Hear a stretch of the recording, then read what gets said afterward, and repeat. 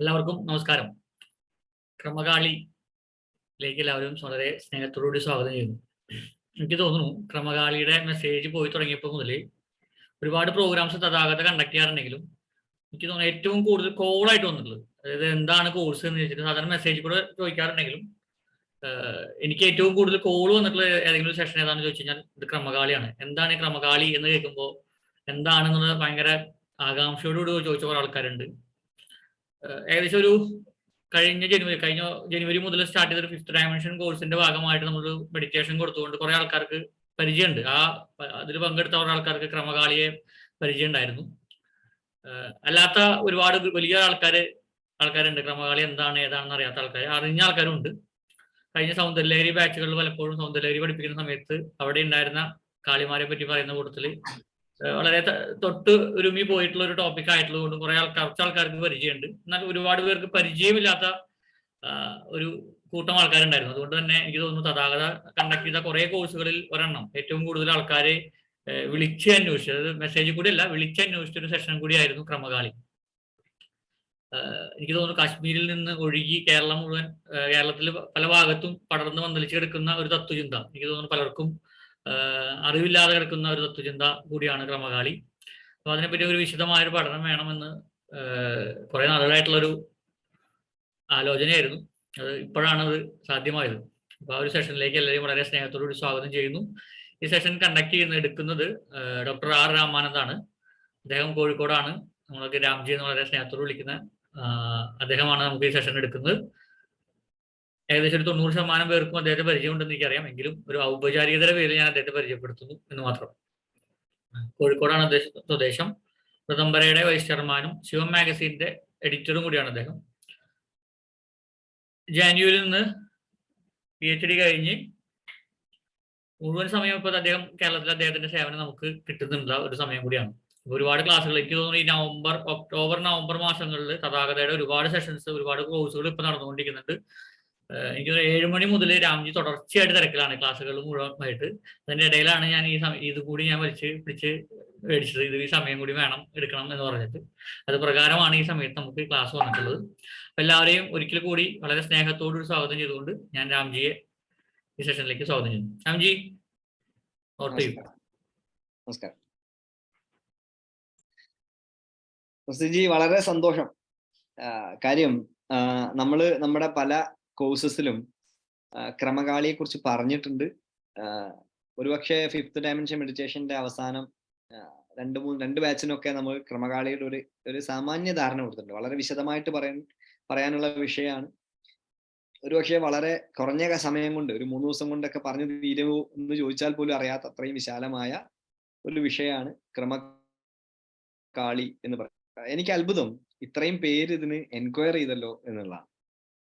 കാരണം കേരളത്തില് കേട്ട് പരിചയമില്ലാത്ത ഒരു പേരാണ് ക്രമകാളി എന്ന്. നമ്മൾ കേട്ട് പരിചയം പോലും ഉണ്ടാവാൻ സാധ്യതയില്ല. പല പേരുകൾ നമ്മൾ കേട്ടിട്ടുണ്ട്. ഭദ്രകാളി, അല്ലെ, ചുടലകാളി, അങ്ങനെ പല കാളികൾ കേട്ടിട്ടുണ്ട്. ക്രമകാളി എന്ന് നമ്മൾ പൊതുവിൽ കേട്ട് പരിചയമില്ലാത്തൊരു പേരാണ്. കേരളീയർക്ക് പരിചയമില്ലാത്തൊരു പേരാണ് പൊതുവിൽ. എന്നാൽ കേരളീയർക്ക് ഏറ്റവും പരിചയം ഉണ്ടാവേണ്ടതായിട്ടുള്ള ഒരു പേര് കൂടിയാണ് ക്രമകാളി എന്ന പേര്. നിർഭാഗ്യവശാൽ കേരളീയർക്ക് ആ പേര് കേട്ട് പരിചയം. എന്നിട്ട് പോലും ഇത്രയും പേര് ഇതിനെ എൻക്വയർ ചെയ്തു, ഇതേക്കുറിച്ച് മനസ്സിലാക്കാൻ ശ്രമിക്കുന്നു എന്നുള്ളത് എനിക്ക് വളരെ അത്ഭുതകരമായിട്ടുള്ള ഒരു കാര്യമാണ്. എന്താണ് ക്രമകാളി, എങ്ങനെയാണ് നമ്മുടെ ക്ലാസ് ചിട്ടപ്പെടുത്തിയിരിക്കുന്നത്, എന്താണ് നമ്മൾ അതുകൊണ്ട് ഉദ്ദേശിക്കുന്നത് എന്നൊക്കെ ഞാൻ സാമാന്യമായി ഇന്നത്തെ ദിവസം നമ്മളോട് സംസാരിക്കുന്നുണ്ടാവും. ഇതിന്റെ അവസാനം നമുക്കൊരു മെഡിറ്റേഷൻ ഉണ്ടാവും. അങ്ങനെ 10 മണി വരെയാണ് നമ്മുടെ സമയം. ക്രമകാളി എന്ന് കേൾക്കുന്ന സമയത്ത് അതിൽ ആദ്യം ഉച്ചരിക്കപ്പെട്ടിട്ടുള്ള വാക്ക് ക്രമം എന്ന വാക്കാണ്. ക്രമം എന്താണ്? ക്രമം എന്നുള്ളതാണ് ആദ്യത്തെ ചോദ്യം. ക്രമം ഉണ്ടാക്കുന്ന കാളി അല്ലെങ്കിൽ ക്രമമായ കാളി, അങ്ങനെയുള്ള കാളിമാരുടെ എണ്ണം 12 എണ്ണം ഉണ്ട് എന്നാണ് പറയുന്നത്. ദ്വാദശ കാളി എന്നാണ് മറ്റൊരു പേര്. 12 കാളിമാർ എന്നാണ് പറയുന്നത്. 12 എന്ന് പറയുന്ന ഒരു മാന്ത്രിക സംഖ്യയിൽ നിൽക്കുന്ന 12 കാളിമാരാണ് ക്രമകാളി സംവിധാനത്തിലുള്ളത്. തീർച്ചയായും ഈ സംവിധാനം ആരംഭിച്ചിരിക്കുന്നത് ഭാരതത്തിന്റെ ആധ്യാത്മികതയുടെ മകുടം എന്ന് വിശേഷിപ്പിക്കാവുന്ന കാശ്മീര ദേശത്താണ്. കാശ്മീര ദേശത്ത് കാശ്മീര പദ്ധതിയുടെ ഭാഗമായി നിരന്തരമായി ഉപാസിക്കപ്പെട്ടുകൊണ്ടിരിക്കുന്ന ഇന്നും കാശ്മീരികൾ അവരുടെ വീടുകളിൽ ഇറസ്പെക്റ്റീവ് ഓഫ് ദെയർ റിലിജൻ അങ്ങനെ ഞാൻ പറയാൻ കാരണം കാശ്മീരിന്റെ ഇന്നത്തെ ഡെമോഗ്രാഫിയെ കുറിച്ച് നമുക്കറിയാം. കാശ്മീരിൽ ഇന്നത്തെ സാഹചര്യങ്ങളുടെ വ്യത്യാസത്തെക്കുറിച്ച് നമുക്കറിയാം. കാശ്മീരിൽ നിന്ന് എത്ര ഹിന്ദു ഭവനങ്ങളുണ്ട്, എത്ര ഇതര മതസ്ഥരുടെ ഭവനങ്ങളുണ്ട് എന്ന് നമുക്കറിയാം. അവരൊക്കെ രഹസ്യമായെങ്കിലും ചൊല്ലുന്ന ഒന്നാണ് ക്രമകാളി എന്ന് നമുക്ക് കാണാൻ സാധിക്കും. അത് ഞാൻ വെറുതെ ഒരു ആവേശപ്പുറത്ത് പറയല്ല. ഞാൻ കഴിഞ്ഞ ഒരു മാസം മുമ്പ് കാശ്മീരിൽ ക്രമകാളി സമ്പ്രദായത്തെ ലോഞ്ച് ചെയ്യാൻ വേണ്ടി പോയിട്ടുണ്ടായിരുന്നു. ആ സമയത്ത് അവിടെയുള്ള പല ആളുകളും എന്നോട് വന്ന് പറഞ്ഞു, ഞങ്ങളെല്ലാം വീടുകളിൽ ഇത് ചൊല്ലാറുണ്ട്. വളരെ ശക്തിമത്തായിട്ടുള്ള ഒരു സംഭവമാണിത്. ഇത് ഞങ്ങൾക്ക് ഉണ്ടാക്കുന്ന അനുഭൂതി വിശേഷത്തെക്കുറിച്ച് പറഞ്ഞാൽ നിങ്ങൾക്ക് അത്ഭുതം ഉണ്ടാവും. അത്രയും പരമ്പരയായിട്ട് ഞങ്ങളുടെയൊക്കെ പിതൃപൈതാമഹന്മാർ മുതൽ ചൊല്ലി വരുന്ന ഒന്നാണ് എന്ന് അവരെന്നോട് പറഞ്ഞു. എന്ന് വെച്ചാൽ കാശ്മീര ദേശത്ത് ഏറ്റവും ശക്തമായ പ്രചുര പ്രചാരം നേടിയിരിക്കുന്ന ഒരു സംവിധാനമാണ് ക്രമകാളി. ക്രമം എന്ന വാക്കാണ് അതിൽ ആദ്യത്തെ. ക്രമം എന്ന വാക്കിന് ഓർഡർ എന്നാണ് അർത്ഥം. ക്രമം എന്ന വാക്കിന് ഓർഡർ എന്നാണ് അർത്ഥം. സിസ്റ്റം, ഓർഡർ എന്നാണ് അർത്ഥം.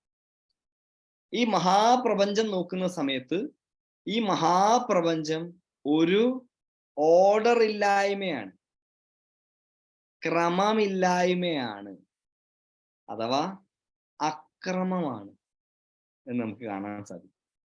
അതിനെ കയോസ് എന്നാണ് പറയുക. ഫിസിക്സ് ഒക്കെ പഠിക്കുന്നവർക്ക് വളരെ കൃത്യമായിട്ട് ആ വാക്ക് ഉപയോഗിച്ച് കേട്ടിട്ടുണ്ടാവും. കയോസ്, കയോട്ടിക് ആണ് യൂണിവേഴ്സ്. കയോസ് തിയറി ഒക്കെ ഉണ്ട്. പ്രപഞ്ചം ഒരു കയോസാണ്. പ്രപഞ്ചം ഒരു എന്താണ്? കയോസാണ്, കയോട്ടിക് ആയിട്ടുള്ള അവസ്ഥയാണ്. അക്രമമാണ്, ഒന്നിനും ക്രമമൊന്നുമില്ല, എല്ലാം കിടക്കുന്നു. പക്ഷേ നമ്മൾ ശ്രദ്ധിച്ചു നോക്കിയാൽ മനസ്സിലാവും, അക്രമം എന്ന് വിളിക്കുന്നത് പോലും ക്രമത്തിലാണ് ചിട്ടപ്പെടുത്തിയിരിക്കുന്നത്. നാം അക്രമം എന്ന് കാണുന്നത് പോലും ക്രമത്തിലാണ് ചിട്ടപ്പെടുത്തിയിരിക്കുന്നത്. ഞാൻ ഒരു ക്ലാസ്സിൽ സംസാരിക്കുന്ന സമയത്ത് പറഞ്ഞു, നമ്മളൊക്കെ വിമാനത്തിൽ സഞ്ചരിച്ചിട്ടുണ്ട് എങ്കിൽ നമ്മൾ വിമാനത്തിൽ നിന്ന് താഴേക്ക് നോക്കുന്ന സമയത്ത് അത്ഭുതകരമായ ചില പാറ്റേൺസ് ഭൂമിയിൽ ഇങ്ങനെ കാണാം. നിങ്ങൾക്ക് ശ്രദ്ധിച്ചിട്ടുണ്ടോ? നിങ്ങൾ ഭൂമിയിൽ നടക്കുന്ന സമയത്ത് നമുക്ക് തോന്നുന്നു ഒരു വീട് അങ്ങോട്ട്, ഒരു പുഴ അതിലേ പോകുന്നു, പുറത്ത് കുറെ പോസ്റ്റ് വെച്ചിരിക്കുന്നു, റോഡ് കുറെ ഇങ്ങോട്ട് പോകുന്നു, റോഡ് കുറെ അങ്ങോട്ട് പോകുന്നു. ഇങ്ങനെയൊക്കെ നമുക്ക് തോന്നും നമ്മുടെ താഴത്തെ നിലയിൽ നിന്ന് നോക്കുമ്പോൾ. എന്നാൽ ഒരു ഏരിയൽ വ്യൂവിൽ നോക്കുന്ന സമയത്ത് അത് അത്ഭുതകരമായ ഒരു പാറ്റേൺ ഫോളോ ചെയ്തിരിക്കുന്നതാണ്. നിങ്ങൾ വിമാനത്തിൽ നിന്ന് ആ കാഴ്ച കണ്ടിട്ടുണ്ടാവും. ഇത് ഇത്രയൊക്കെ ഭംഗിയുണ്ടോ എന്ന് നമുക്ക് തോന്നും. പ്രപഞ്ചത്തിൽ ഒരു സാധനത്തെയും അക്രമമായിട്ട് ചെയ്യാൻ പറ്റില്ല. നിങ്ങളൊരു കയ്യിൽ കുറച്ച് മണൽത്തരി എടുത്ത് ഇങ്ങനെ എറിഞ്ഞാൽ അത് പടർന്നു വീഴുന്നത് ഒരു ക്രമവും ഇല്ലാതെയാണെന്ന് നമുക്ക് തോന്നിയാലും അതിനെ സൂക്ഷ്മമായി നോക്കിയാൽ അതൊരു ക്രമത്തെ ഫോളോ ചെയ്യുന്നതാണ്. ഒരു ക്രമത്തിലായിരിക്കും അത് പോയി വീഴുന്നത്. ആ ക്രമം ഉണ്ടാക്കുന്നവൾ ആരാണ് എന്ന ചോദ്യത്തിന്റെ ഉത്തരാണ് ക്രമകാളി എന്ന് പറയുന്നിടത്ത് നാം എത്തുന്നത്. കാളിയാണ് ആ ക്രമം ഉണ്ടാക്കുന്നത്. നമ്മുടെ ജീവിതത്തെ, നമ്മുടെ ജീവനെ, നമ്മുടെ ജീവിത ചക്രത്തെ, പ്രപഞ്ചത്തിൽ സംഭവിക്കുന്ന എല്ലാ കാര്യങ്ങളെയും ഒരു ക്രമത്തിൽ ക്രമബദ്ധമായി നിർത്തുക എന്ന കാര്യം ചെയ്യുന്ന ആരാണ്? കാളിയാണ് എന്ന് പറയുന്ന അടിസ്ഥാനപരമായ ആശയത്തെയാണ് ക്രമകാളി നമ്മളോട് സംസാരിക്കുന്നത്. ക്രമകാളി എന്നതിനെ വിളിച്ചാൽ, ക്രമസ്തോത്രം എന്നാണ് പറയാ. ക്രമസ്തോത്രം എന്നതിനെ വിളിച്ചാൽ ഈ പറയുന്ന പ്രപഞ്ചത്തിന് ഓർഡർ ഉണ്ടാക്കുന്ന, പ്രപഞ്ചം എന്ന് പറയുന്ന ആ വ്യവസ്ഥയ്ക്ക് ഒരു ഓർഡർ ഉണ്ടാക്കുന്ന ആ 12 കാളിമാരെ ഒരു സൂത്രത്തിൽ കോർത്ത മണികൾ പോലെ ചേർത്ത് വെച്ചിരിക്കുന്ന ക്രമസ്തോത്രമാണ് ഇതിന്റെ വളരെ പ്രധാനപ്പെട്ട കാര്യം. ആ ക്രമസ്തോത്രത്തിൽ പ്രപഞ്ചത്തിന് ഓർഡർ എങ്ങനെ ഉണ്ടാവുന്നു, ഓർഡർ എങ്ങനെ ഇല്ലാതെ ആവുന്നു, എങ്ങനെയാണ് അത് വിലയം പ്രാപിക്കുന്നത്, അതും ഞാനുമായി എങ്ങനെയാണ് ബന്ധം, എൻ്റെ വ്യക്തിപരമായ ആത്മീയമായ ഉയർച്ചയുമായി അതെങ്ങനെ ബന്ധപ്പെട്ടിരിക്കുന്നു എന്നെല്ലാം ക്രമ സ്തോത്രം നമ്മളോട് പറയും. ഒരു പക്ഷേ പറയുകയാണെങ്കിൽ ആ വരുന്ന 12 ശ്ലോകങ്ങളുള്ള ക്രമസ്തോത്രം, ആ 12 ശ്ലോകങ്ങളിൽ 12 മഹാശക്തികളെ കുറിച്ച് പറയുന്ന സമയത്ത് അത് സ്പർശിക്കാത്ത മേഖലകളില്ല. ഒരു പക്ഷേ പറയുകയാണെങ്കിൽ ഫിസിക്സിന്റെ മേഖല, ന്യൂറോ സയൻസിന്റെ മേഖല, ലിംഗ്വിസ്റ്റിക്സിന്റെ മേഖല, സൈക്കോളജിയുടെ മേഖല, യോഗശാസ്ത്രത്തിന്റെ മേഖല, ആധ്യാത്മികതയുടെ മറ്റ് മേഖലകൾ, ഇവയെല്ലാം ആ 12 അത്ഭുതകരങ്ങളായിട്ടുള്ള ശ്ലോകങ്ങളിൽ പരാമർശിച്ചിരിക്കുന്നു എന്നുള്ളതാണ്. അതാണ് ആ സ്തോത്രത്തിന്റെ ഏറ്റവും വലിയ പ്രത്യേകത. അത് നിരന്തരമായി ആലപിക്കുകയും അതിന്റെ അർത്ഥത്തെ ഭാവന ചെയ്യുകയും വഴി ആ വിശാലമായ സങ്കല്പം നമ്മുടെ ജീവിതത്തിൽ എങ്ങനെയാണ് ഉപയോഗിക്കേണ്ടത് എന്ന് മനസ്സിലാകാനുള്ള ഒരു സൂത്രവാക്യം പോലെ ഇരിക്കുന്ന കാര്യമാണ് ക്രമസ്തോത്രം. ക്രമസ്തോത്രത്തിന്റെ വിഷയത്തിലേക്ക് വരാം. അതിനു മുമ്പ് ക്രമകാളിയിൽ ആരാധ്യയായിരിക്കുന്ന ദേവത കാലസംഘർഷിണിയാണ് എന്നുള്ളതാണ്. കാലസംഘർഷിണിയാണ് നാം ഇവിടെ ഇടപെടാൻ പോകുന്ന ദേവത. തന്ത്രം ആരംഭിക്കുന്നത് നമ്മുടെ ജീവിതത്തെ, നമ്മുടെ ആധ്യാത്മികതയെ, നമ്മുടെ ഉന്നതങ്ങളായിട്ടുള്ള ചിന്തകളെ ഇത്രയും കൂടുതൽ പരിപോഷിപ്പിച്ചിട്ടുള്ള, പ്രചോദിപ്പിച്ചിട്ടുള്ള, എന്ത് തേടിയാണോ ലോകം ഒരു കാലത്ത് ഭാരതത്തിലേക്ക് വന്നിട്ടുള്ളത് എന്നതിന് ഉത്തരമായിട്ടുള്ള തന്ത്ര എന്ന് പറയുന്ന വിജ്ഞാനം ആരംഭിക്കുന്നത് സ്വച്ഛന്ത ഭൈരവനിൽ നിന്നും, സ്വച്ഛന്ത ഭൈരവന്റെ കോൺസേർട്ട് ആയിട്ടുള്ള അഘോരേശ്വരിയിൽ നിന്നുമാണ് നാം തന്ത്രം പറയുന്നത്. സ്വച്ഛന്ത ഭൈരവനും അഘോരേശ്വരിയും, സ്വച്ഛന്ത ഭൈരവനും അഘോരേശ്വരിയും. സ്വച്ഛന്ത ഭൈരവനെയും അഘോരേശ്വരിയും നമ്മൾ നോക്കിക്കഴിഞ്ഞാൽ, പ്രസീജി ഒന്ന് സ്വച്ഛന്ത ഭൈരവനെയും അഘോരേശ്വരിയെയും കാണിക്കണേ. എന്റെ കയ്യിൽ മറ്റേ ശിവത്തിന്റെ ആദ്യത്തെ ഇത് ആദ്യത്തെ ലക്കത്തിന്റെ ഫോട്ടോ ഇതിനിടയ്ക്ക് കാണിക്കാം. ഞാൻ അതിനെ കുറിച്ച് സംസാരിക്കാം. സ്വച്ഛന്ത ഭൈരവന്റെയും അഘോരേശ്വരിയുടെയും മുഖത്ത് നിന്നാണ് തന്ത്രവിദ്യ ലോകത്തിലേക്ക് പ്രചരിച്ചതെന്ന് പറയും. സത്യയുഗത്തിന്റെ ആരംഭത്തിൽ ശിവൻ സ്വച്ഛന്ത ഭൈരവ രൂപം സ്വീകരിച്ചുകൊണ്ട് വരികയും ശിവന്റെ 5 മുഖങ്ങളിൽ നിന്നും ആംനായങ്ങളായിക്കൊണ്ട് വിദ്യകൾ പുറത്തേക്ക് വരികയും ചെയ്തു. ഉത്തരഭാഗത്തേക്ക് പോയ ആംനായം ഉത്തരാംനായം, പശ്ചിമ ഭാഗത്തേക്ക് പോയ ആംനായം പശ്ചിമാംനായം, ദക്ഷിണ ഭാഗത്തേക്ക് പോയ ആംനായം ദക്ഷിണാംനായം, പൂർവ്വ ഭാഗത്തേക്ക് പോയ ആംനായം പൂർവാംനായം. അതിൽ ദക്ഷിണ ഭാഗത്തേക്ക് പോയ ആംനായത്തെ നമുക്കൊക്കെ പരിചയമുണ്ട്, വളരെയധികം പരിചയമുണ്ട്. ഇതിലൊക്കെ ചിലപ്പോൾ അതിന്റെ ആൾക്കാരുണ്ടാവും. ശ്രീവിദ്യാംനായാണ്. ത്രിപുരാംനായം ശ്രീവിദ്യാക്രമം. പശ്ചിമ ഭാഗത്തേക്ക് പോയത് കേരളത്തിൽ അത്ര പ്രചാരമല്ല, നേപ്പാളിൽ വളരെ പ്രചാരം നേടിയ വിദ്യയാണ് കുബ്ജികയുടെ ആംനായം എന്ന് പറയുന്ന ആംനായാണ്. കൗബ്ജികം എന്ന് പറയും. പശ്ചിമ ഭാഗത്തേക്ക് പോയ ആംനായാണത്. പൂർവ്വ ഭാഗത്തേക്ക് പോയ ആംനായത്തിലാണ് യോഗിനികളെ കുറിച്ചൊക്കെ പറഞ്ഞിരിക്കുന്ന കുലേശ്വരൻ കുലേശ്വരി വിധാനം. ഉത്തരഭാഗത്തേക്ക് പോയ ആംനായത്തിലാണ് കാലസംഘർഷിണിയെ കുറിച്ച് പറഞ്ഞിരിക്കുന്നത്. നിങ്ങൾ ആ ചിത്രം, സ്വച്ഛന്ദന്റെ ചിത്രം നോക്കുന്ന സമയത്ത് സ്വച്ഛന്ത ഭൈരവന്റെ മേൽ ഒട്ടിച്ചേർന്നുകൊണ്ട് സ്വച്ഛന്ത ഭൈരവന്റെ ശക്തിയായ അഘോരേശ്വരി മുകളിലേക്ക് ഇങ്ങനെ കൈ ചൂണ്ടിയിരിക്കുന്നത് കാണാം. ഇവിടെയല്ല കേട്ടോ കാര്യം, ഇതിന്റെ മേലെ എന്നാണ് അതിന്റെ അർത്ഥം. ഇതിന്റെ മേലെയാണുള്ളത്. അതിന്റെ മേലെ ആരാ ഉള്ളേ? ആ അന്വേഷണം ചെന്ന് നിൽക്കുക കാലസംഘർഷിണിയില്ല. കാലസംഘർഷിണിയാണ് ഇതിന്റെ മേലെ.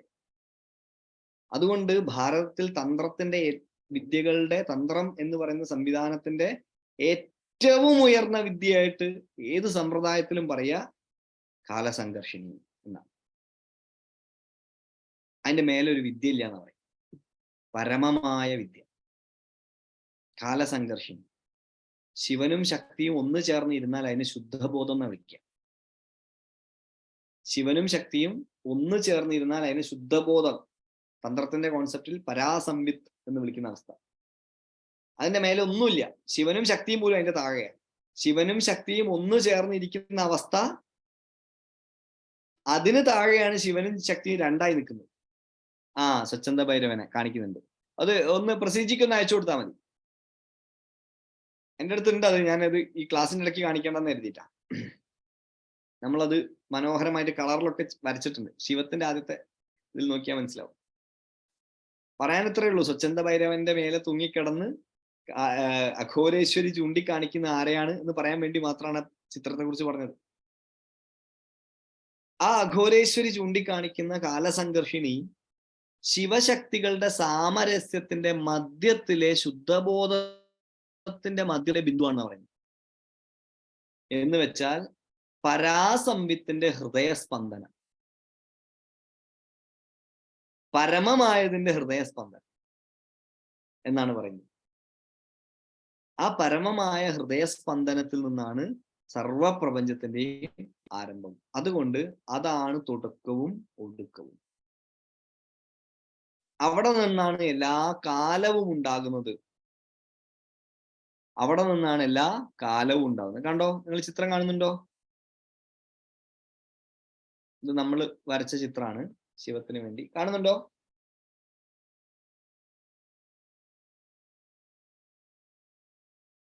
ആ പ്രസിദ്ധി ഒന്ന് അഘോരേശ്വരി കൈ ചൂണ്ടെന്ന് കാണിക്കൂ. അതാ അഘോരേശ്വരി കൈ ചൂണ്ടിയിരിക്കുന്നത് എങ്ങോട്ടാണ്? എന്നിട്ട് നോക്കുന്നുണ്ട് മുകളിലേക്ക്. ആ നോക്കുന്നത് ആരെയാണ്? കാലസംഘർഷിണിയാണ് എന്ന് പറയുന്നു. കാലസംഘർഷിണിയെയാണ് നോക്കുന്നത്. ശിവനും ശക്തിയും ചേർന്ന് ഈ പ്രപഞ്ചം എന്ന വിസ്മയത്തെ ഇതൾ വിരിക്കുന്ന സമയത്ത് അതിന്റെ ക്യാൻവാസ് ഒരുക്കുന്നത് കാലസംഘർഷിണിയാന്ന് പറയും. കാലസംഘർഷിണിയാണ് അതിന്റെ വിശാലമായ ക്യാൻവാസ് ഒരുക്കുന്നത്. ആ ക്യാൻവാസിന് രണ്ട് പ്രധാനപ്പെട്ട ഘടകങ്ങളുണ്ട്. ആ രണ്ട് പ്രധാനപ്പെട്ട ഘടകങ്ങൾ എന്തൊക്കെയാണെന്നറിയോ? ദേശവും കാലവും. അത് ഞാൻ ഇംഗ്ലീഷിൽ പറഞ്ഞാൽ നിങ്ങൾക്ക് മനസ്സിലാവും. Time and space. ഇത് കേൾക്കുന്ന സമയത്ത് നമുക്ക് അത്ഭുതം തോന്നും. ടൈം ആൻഡ് സ്പേസിനെ കുറിച്ച് ആദ്യമായിട്ട് പറഞ്ഞത് ഫിസിക്സ് അല്ലേ? ടൈം ആൻഡ് സ്പേസിനെ കുറിച്ച് ആദ്യമായിട്ട് പറഞ്ഞത് സ്റ്റീഫൻ ഹോക്കിൻസ് അല്ലേ? അതിനുശേഷം സിയാൻ കരോൾ അല്ലേ? അതിനുശേഷം ക്വാണ്ടം ഫിസിക്സിസ്റ്റുകളല്ലേ? എന്നിങ്ങനെ നമ്മുടെ ചിന്ത പോകും. തന്ത്രം പ്രപഞ്ചം എന്ന് പറയുന്ന ഈ മഹാവിസ്മയത്തിന്റെ രണ്ട് പ്രധാന ആരക്കാലുകളായി പറഞ്ഞിരിക്കുന്ന ടൈം ആൻഡ് സ്പേസ് എന്ന് പറയുന്ന കാര്യത്തെക്കുറിച്ച് പറഞ്ഞിരിക്കുന്ന കാലം കേട്ടാൽ നിങ്ങൾ അത്ഭുതപ്പെട്ടു. തന്ത്രശാസ്ത്രത്തിന്റെ ഏറ്റവും പ്രധാനപ്പെട്ട കൃതിയായിട്ടുള്ള അഭിനവ് ഗുപ്തന്റെ തന്ത്രാലോകത്തിലെ ഒരു ചാപ്റ്ററിന്റെ പേര് ടൈം എന്ന്. ചരിത്രപരമായിട്ട് അത് 9ാം നൂറ്റാണ്ടിൽ എഴുതപ്പെട്ടതെന്നാ പറഞ്ഞു. 9ാം നൂറ്റാണ്ടിൽ physics was not even a discipline. Physics ഒരു ഡിസിപ്ലിൻ പോലും ആയിട്ടില്ല. ഒരു ചാപ്റ്ററിന്റെ പേര്, 7ാമത്തെ ചാപ്റ്ററിന്റെ പേര് ടൈം എന്നാണ്. 8ാമത്തെ ചാപ്റ്ററിന്റെ പേര് സ്പേസ് എന്നാണ്. ലൈറ്റ് ഓൺ തന്ത്ര. അത് തത്വചിന്തയായിപ്പോയി. അതുകൊണ്ട് അതിനെ ശുദ്ധശാസ്ത്രം എന്ന് ആരും വിളിച്ചില്ല. ഇന്നത്തെ കാലത്തായിരുന്നുവെങ്കിൽ അഭിനവ് ഗുപ്തൻ ലോകത്തിന്റെ മുമ്പിൽ ആദ്യമായി ഇത് പറഞ്ഞ മഹാനായിട്ട് വാഴ്ത്തപ്പെടുകയും ഒരു ശാസ്ത്രജ്ഞനായി വിളിക്കപ്പെടുകയും ചെയ്യായിരുന്നു. തീർച്ചയായിട്ടും അഭിനവ് ഗുപ്തൻ പറഞ്ഞിരിക്കുന്നത് സ്വന്തം ബുദ്ധി എന്നല്ല, ആഗമങ്ങളുടെ സാരമായി അദ്ദേഹം എഴുതിയിരിക്കുന്ന, തന്ത്രാഗമങ്ങളുടെ സാരമായി അതിനെ ആറ്റിക്കുറുക്കി എടുത്തിരിക്കുന്നത്. അതിന്റെ പേര് തന്നെ ലൈറ്റ് ഓൺ തന്ത്ര എന്നാണ്. തന്ത്രങ്ങൾ വായിക്കാൻ ഒരു വെളിച്ചം, ഒരു ടോർച്ച്. തന്ത്രങ്ങൾ വായിക്കാനുള്ള ടോർച്ച് തന്നെ 37 ആഹ്നികങ്ങളും 9 വോൾയും ഒക്കെ ഉണ്ട് കേട്ടോ. തന്ത്രം വായിക്കാനുള്ള ടോർച്ച് തന്നെ ആ ടോർച്ച് വെച്ചിട്ട് അദ്ദേഹം കാണിച്ചിരിക്കുന്നത് ഇത്ര കാലങ്ങൾക്ക് മുമ്പ് നാം താന്ത്രികരായിട്ടുള്ള മനുഷ്യന്മാർ, ഒരു ജനത സമയത്തെയും കാലത്തെയും കുറിച്ച് സംസാരിക്കുന്നു. ആ സമയകാലങ്ങളെ അധിലംഘിച്ചു നിൽക്കുന്നവൾ, ആ സമയകാലങ്ങളെ ഗ്രസിക്കുന്നവൾ, ആ സമയകാലങ്ങളെ ഇല്ലാതെയാക്കുന്നവൾ, അതിനെ ഉണ്ടാക്കുന്നവൾ, അതിനെ നിലനിർത്തുന്നവളായിട്ടുള്ള കാലസംഘർഷിണി എന്ന് പറയുന്ന ഒരു പോയിന്റിനെ കുറിച്ച് സംസാരിച്ചിരിക്കുന്നു. ആ കാലസംഘർഷിണി മറ്റൊന്നുമല്ല, ശുദ്ധബോധത്തിന്റെ നടുവിലെ ശൂന്യതയാണ് എന്ന് പറയുന്നു. പാത്ത്ലെസ് പാത്താണ്, ഗേറ്റ്ലെസ് പാത്താണ്, പരമമായതാണ് എന്ന് പറഞ്ഞിരിക്കും. ആ പരമമായതുമായി എങ്ങനെ ഇടപെടാം, ആ അതീതവുമായി എങ്ങനെ ഇടപെടാം എന്നാണ് ക്രമസമ്പ്രദായം സംസാരിച്ചുകൊണ്ടിരിക്കുന്നത്. അതിൻ്റെ ഒരു ബാക്ക്ഗ്രൗണ്ട് പറയാൻ വേണ്ടി മാത്രമാണ് ഞാൻ അതേക്കുറിച്ച് സംസാരിച്ചത്.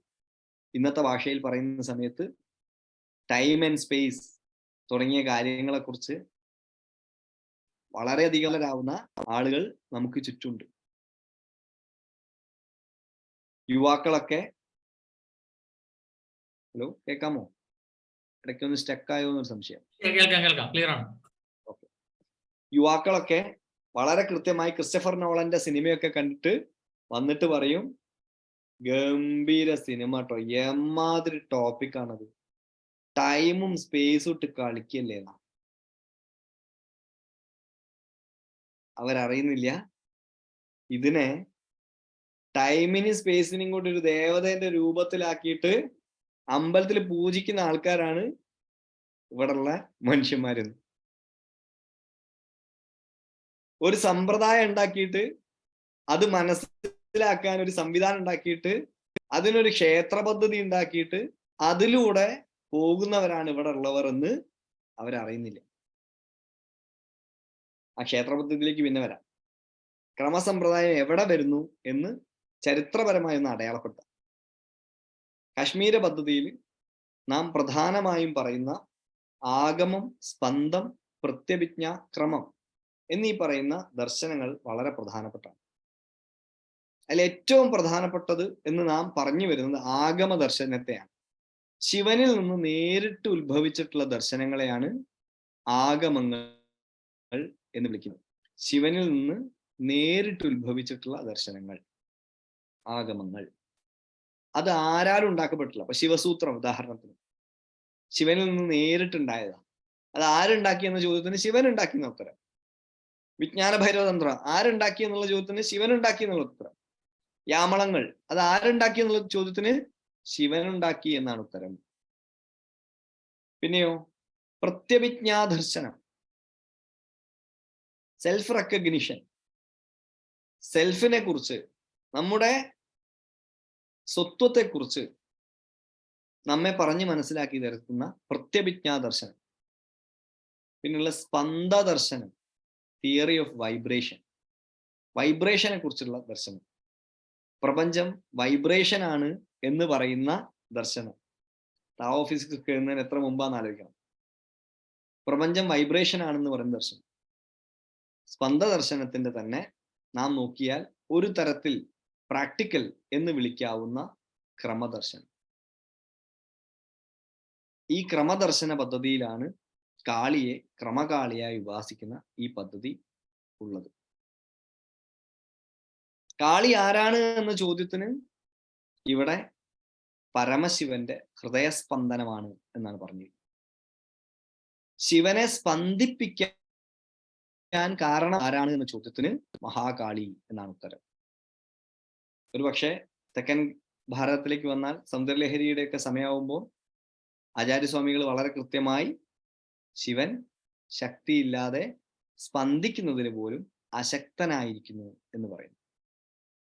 ആ സ്പന്ദിക്കാൻ, അതായത് അസ്പന്ദമായിരിക്കുന്ന, സ്പന്ദിക്കാതിരിക്കുന്ന ശിവനെ സ്പന്ദിപ്പിക്കുന്നതിന് കാരണമായിരിക്കുന്ന ആ സ്പന്ദശക്തിയാണ് ഇവിടെ കാളി.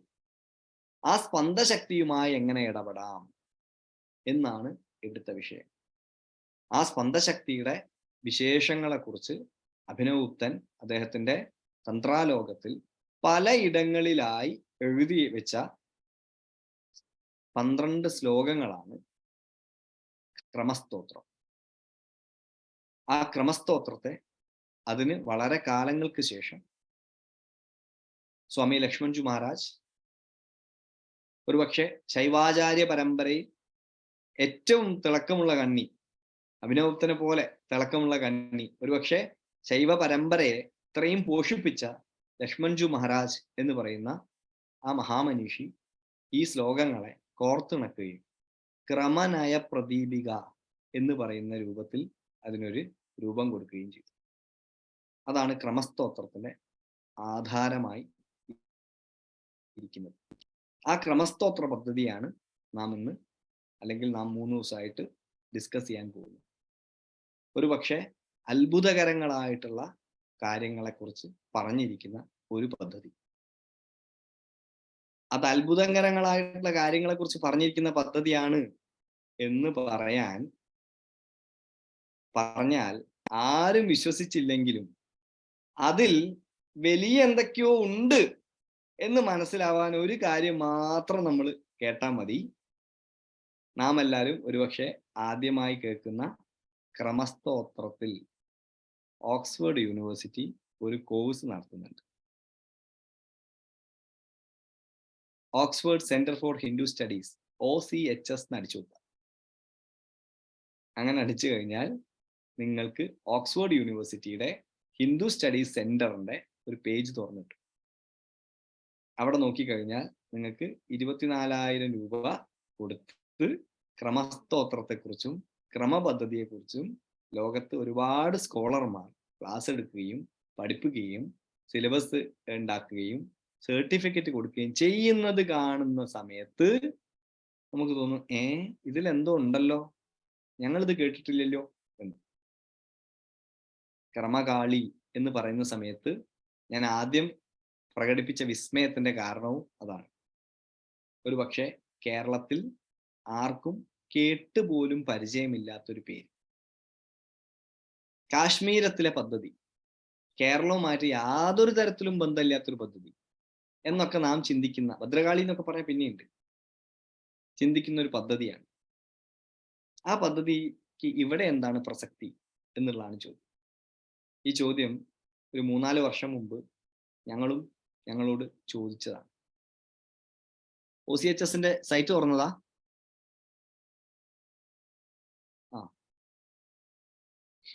Oxford Centre for Hindu Studies തുറന്നു കാണിച്ചോളൂ. പ്രസിജി കളയണ്ട. ഒരു മിനിറ്റ്.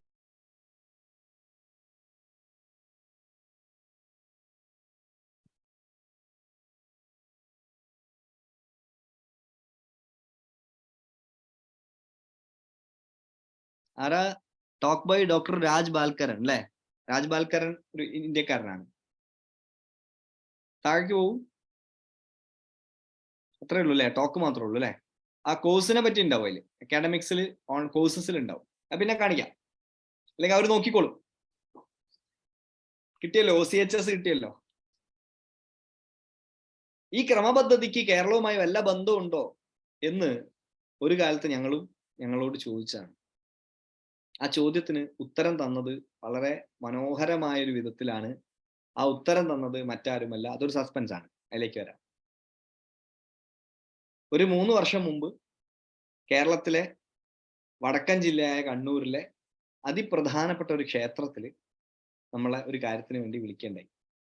ആ ക്ഷേത്രത്തിന് പേര് മാമാനിക്കുന്ന് ക്ഷേത്രം എന്നാണ്.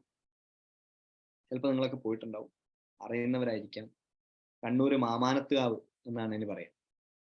മാടായിക്കാവ്, മാമാനത്തുകാവ് ഒക്കെ വളരെ പ്രസിദ്ധങ്ങളായിട്ട് ക്ഷേത്രങ്ങളാണ്, വളരെ ശക്തിയുള്ള ക്ഷേത്രങ്ങളായിട്ട് പറയുന്ന ക്ഷേത്രം. ഞങ്ങളവിടെ, അത് കാശ്മീര ശൈവ പദ്ധതിയിൽ പ്രവർത്തിക്കുന്ന ഒരു ക്ഷേത്രമാണ് കേട്ടോ. കാശ്മീര ശൈവ പദ്ധതി ആയതുകൊണ്ടാണ് നമ്മൾ ആ കാര്യത്തിന് വേണ്ടി അവരെ അവിടെ വിളിച്ചത്. അവിടുത്തെ ഒരു മീറ്റിംഗ് ഒക്കെ കഴിഞ്ഞു. വളരെ ആകസ്മികമായിട്ട് ഞാൻ എൻ്റെ മുറിയിൽ ഇങ്ങനെ കിടക്കുകയാണ്, മാമാനിക്കുന്നുള്ള മുറിയിൽ ഇങ്ങനെ കിടക്കുക. അപ്പൊ എൻ്റെ കൂടെ വന്ന ആൾക്കാരൊക്കെ ഉണ്ട്. അവരോട് ഞാനിങ്ങനെ ചോദിച്ചു, പെട്ടെന്ന് എനിക്കൊരു ഇൻറ്റ്യൂഷൻ പോലെ തോന്നിയാണ്, ഞാൻ ചോദിച്ചു, എന്താണ് ഇപ്പൊ ഈ 13 കാവ് എന്ന് വിളിക്കുന്നതിനെ? 13 ശാക്തേയ കാവുകളാണ് കേരളത്തിലുള്ളത്. അതിലൊന്നാണ് മാമാനിക്കുന്ന് കാവ്. ഇതെന്താ ഈ 13ന്റെ കണക്ക്? ഈ 13 ഇനിയിപ്പോ അഥവാ ദ്വാദശകാളിയും കാലസംഘർഷിണി എങ്ങാനും ആണോ എന്ന് വെറുതെ ഞാനൊരു ചോദ്യം ചോദിച്ചു. എല്ലാവരും അത് വിട്ടു. അതിനിപ്പോ തെളിവൊന്നുമില്ലല്ലോ. പിറ്റേ ദിവസം മാടായിക്കാവില് പോകേണ്ട ഒരു സാഹചര്യം ഉണ്ടായി. ഞാൻ മാടായിക്കാവില് പോയി. മാടായിക്കാവിലൊക്കെ ചുറ്റി നടന്നു തൊഴുതു. മാടായിക്കാവിലെ മാനേജർ നമ്മുടെ തന്ത്ര കോഴ്സ് ഒക്കെ അറ്റൻഡ് ചെയ്ത ആളാണ്. അയാൾ ഓടി വന്നിട്ട് വലിയ ബഹുമാനത്തിൽ സംസാരിക്കുകയും ചെയ്തു. കൂട്ടത്തില് ഞാൻ അദ്ദേഹത്തോട് ചോദിച്ചു, അപ്പൊ വെറുതെ തോന്നിയാ ചോദിക്കാൻ, ഞാൻ ചോദിച്ചു, ഇവിടുത്തെ ദേവിയുടെ പേരെന്താ? മാടായിക്കാവിലമ്മ എന്നാണ് എല്ലാവരും വിളിക്കുക, അല്ലേ? മാടായിക്കാവിന്റെ അടുത്ത് താമസിക്കുന്നവർക്കറിയാം. അദ്ദേഹം എന്നോട് പറയാണ്, എൻ്റെ ജീവിതത്തിൽ ഞാൻ കോരിത്തരിച്ചു പോയ, ഇന്നും അത് കേൾക്കുമ്പോൾ, അത് പറയുമ്പോൾ ഗൂസ് ബംസ് ഉണ്ടാവുന്ന മൊമെന്റ് ആണ്. അദ്ദേഹം എന്നോട് പറഞ്ഞു, ഇവിടുത്തെ ദേവിയുടെ പേര് മഹാഭൈരവ ഘോര ചണ്ഡകാളി എന്നാണ്. ഞാൻ ചോദിച്ചു, എന്ത്? മഹാഭൈരവ ഘോര ചണ്ഡകാളി. എന്തൊക്കെ പേരുണ്ട് കാളിക്ക്? ഭദ്രകാളിന്നോ, രുദ്രകാളിന്നോ, ഉഗ്രകാളിന്നോ, ഓടക്കാളിന്നോ, എന്ത് പറഞ്ഞാലും ഞാൻ ഇത് ഞെട്ടൂല. പക്ഷെ അദ്ദേഹം 12 കാളിമാരിലെ അവസാനത്തെ കാളിയായ കാലസംഘർഷിണി എന്ന് നാം വിളിക്കുന്ന മഹാഭൈരവ ഘോര ചണ്ഡകാളി എന്ന് എന്റെ ചെവിയിൽ പറഞ്ഞു. ഞാൻ ഞെട്ടിപ്പോയി. ഞാൻ തലേ ദിവസം ചോദിച്ച ചോദ്യത്തിന് ആ മാടായിക്കാവിന്റെ മുറ്റത്ത് നിന്നിട്ട് ഭഗവതി പറയാണ്, ഇത് തന്നെയാണ് ഞാൻ ഈ വഴിക്ക് പോന്നോളാൻ. കേരളത്തിലെ മന്നംപുറത്ത് കാവ്, കൊടിക്കുന്നത്ത് കാവ്, വളയനാട് കാവ്, തിരുമാന്താംകുന്ന് കാവ്, കൊടുങ്ങല്ലൂർ കാവ്, തിരുവല്ല മുത്തൂറ്റ് കാവ് തുടങ്ങിയ 13 കാവുകളിൽ കാശ്മീരത്തിൽ കേവലം സിദ്ധാന്തമായിരിക്കുന്ന, ഇന്ന് ഭാരതത്തിന്റെ പുറത്ത് വെളിയിൽ മറ്റു രാജ്യങ്ങളിൽ ഓക്സ്ഫോർഡ് യൂണിവേഴ്സിറ്റിയിലും ഷിക്കാഗോ യൂണിവേഴ്സിറ്റിയിലും കോഴ്സ് നടത്തി പഠിപ്പിക്കുന്ന ആ സംവിധാനത്തെ നാം കേരളീയർ 13 കാവുകളിൽ കാലസംഘർഷിണി എന്ന് വിളിച്ച് പ്രാർത്ഥിച്ച് പൂജിച്ച് പോരുന്നുണ്ട്. ഇന്നും കേരളത്തിലെ 13 ശാക്തേയ കാവുകള് ശാക്തേയ പെരുമയുടെ അഭിമാനമായിട്ട് നിൽക്കുന്നതിന്റെ കാരണം അതാണ്. ആ കാലസംഘർഷിണിയെ കുറിച്ചാണ് നമുക്ക് ഈ 3 ദിവസം സംസാരിക്കാനുള്ളത്. കേവലം മതപരമായിട്ടുള്ള അല്ലെങ്കിൽ വിശ്വാസപരമായിട്ടുള്ള ഒരു സമീപനമല്ല ഞാൻ ഈ 3 ദിവസം ഉദ്ദേശിക്കുന്നത്. തീർച്ചയായിട്ടും അത് ദേവിയുടെ മഹാശക്തി വിശേഷത്തെ കുറിച്ചുള്ള ക്ലാസ് ആണ്.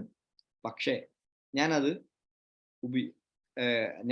അതിൽ സ്വീകരിക്കാൻ ഉദ്ദേശിച്ചിരിക്കുന്ന മാർഗം ന്യൂറോ സയൻസിന്റെയും സൈക്കോളജിയുടെയും മാർഗത്തിലാണ്. തീർച്ചയായും ഒരു പുതിയ കാഴ്ചയിലൂടെ, ഒരു പുതിയ നോട്ടത്തിലൂടെ, ഒരു പുതിയ പെർസ്പെക്റ്റീവിലൂടെ ഈ 12 കാളിമാർ ഞാനുമായി എന്താണ് ബന്ധം, കേരളവുമായി എന്താണ് ബന്ധം എന്ന് ഞാനിപ്പോ പറഞ്ഞു. ഈ വ്യക്തി എന്ന ഞാനുമായി എന്താണ് ബന്ധം, നിങ്ങളുമായി എന്താണ് ബന്ധം എന്ന നിലയിൽ സംസാരിക്കാനാണ് ഈ 3 ദിവസം ആഗ്രഹിക്കുന്നത്. അതുകൊണ്ട് യോഗത്തിന്റെ, മനഃശാസ്ത്രത്തിന്റെ, മസ്തിഷ്ക തത്വചിന്തയുടെ ഒക്കെ ഒരു ഭാഷയിലായിരിക്കും ഈ 3 ദിവസം ക്ലാസ് ഉണ്ടാവുക. ഈ 3 ദിവസവും നമ്മൾ ഓരോ ദിവസവും 4 കാളിമാരെ കുറിച്ച് സംസാരിക്കും. 4 കാളിമാരും 4 കാളിമാരുടെ പ്രത്യേകതകളും അവരുടെ ധ്യാനങ്ങളുമാണ് നാം ഈ 3 ദിവസങ്ങളായിട്ട് ചെയ്യുക. എന്ന് വെച്ചാൽ 12 കാളിമാരുടെ ധ്യാനം നമ്മൾ ഈ 3 ദിവസമായിട്ട് ചെയ്യും. വളരെ ഷോർട്ട് പീരീഡ് ആണ്, 12 ദിവസം എടുത്ത് ചെയ്യേണ്ടതാണ് വാസ്തവത്തിൽ. എന്നാൽ പോലും ഈ സമയത്തിന്റെ ഷോർട്ടേജ് കാരണവും നിങ്ങൾക്കത് ഫോളോ ചെയ്യാൻ പറ്റുന്നു. പരമാവധി ആൾക്കാർ നമ്മുടെ തന്ത്ര കോഴ്സ് ഒക്കെ അറ്റൻഡ് ചെയ്തിട്ടുള്ളവരാണ് എന്നുള്ളത് കൊണ്ടും ആണ് ഇത്തരം ഒരു കുറഞ്ഞ ഒരു ഷോർട്ട് സ്പാൻ ഓഫ് ടൈമിൽ അത് ചെയ്യാൻ നമ്മൾ ആഗ്രഹിക്കുന്നത്. ഞാൻ നിങ്ങൾക്ക് ഒരു വീഡിയോ കാണിക്കാൻ ആഗ്രഹിക്കുകയാണ്. കേരളത്തിലെ 13 കാവുകളെ കുറിച്ചുള്ള ഒരു വീഡിയോ ആണ്. നമുക്ക് എല്ലാവർക്കും ഒന്ന് കണ്ടു. പ്രസിജി.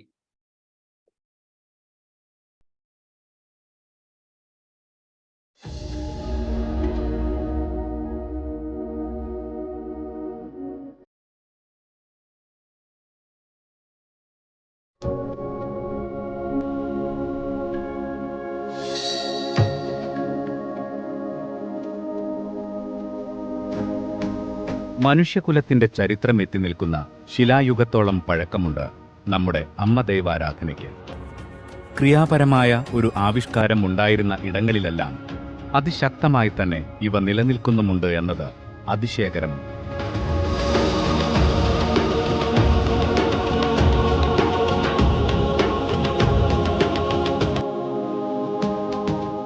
തത്വചിന്തയുടെ താഴ്വരകളിലൂടെ മാത്രം ഒഴുകിയ സംസ്കാരങ്ങൾ കാലാന്തരത്തിൽ ഗതിയറ്റുപോയതായി ചരിത്രം സാക്ഷ്യപ്പെടുത്തുമ്പോൾ സിദ്ധാന്തങ്ങളെ അനുഷ്ഠാനങ്ങളിൽ കോർത്തിണക്കിക്കൊണ്ട് ദീർഘദർശികളായ പൂർവികർ നമ്മുടെ സംസ്കാരത്തിന്റെ സനാതനത്വത്തെ സംരക്ഷിച്ചു.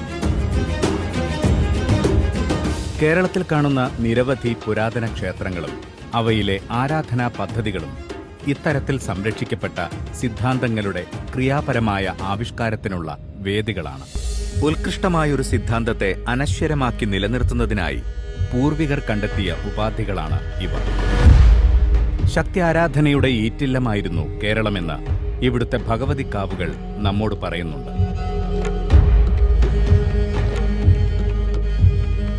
കേരളത്തിലെ തന്ത്രപാരമ്പര്യത്തിന്റെ പ്രകാശസ്തംഭങ്ങളാണ് ഇവിടെ നിലനിൽക്കുന്ന 13 ശാക്തേയ കാവുകൾ.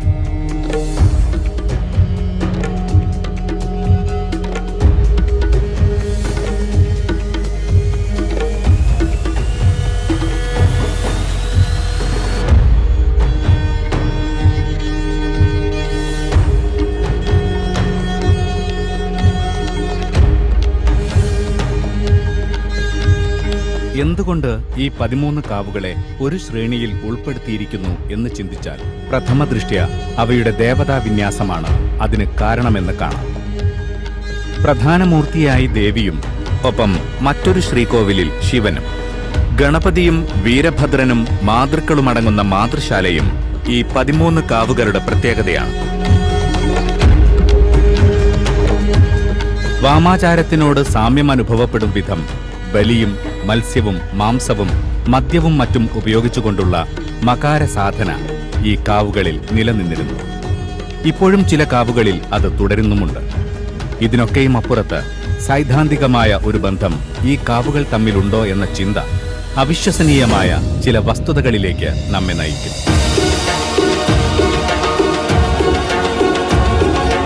തന്ത്രധാരയിലെ അത്യുത്കൃഷ്ടമായ കാശ്മീര ശൈവ പദ്ധതിയുടെ നൂലിനാൽ ബന്ധിക്കപ്പെട്ടതാണ് കേരളത്തിലെ 13 ശാക്തേയ കാവുകൾ.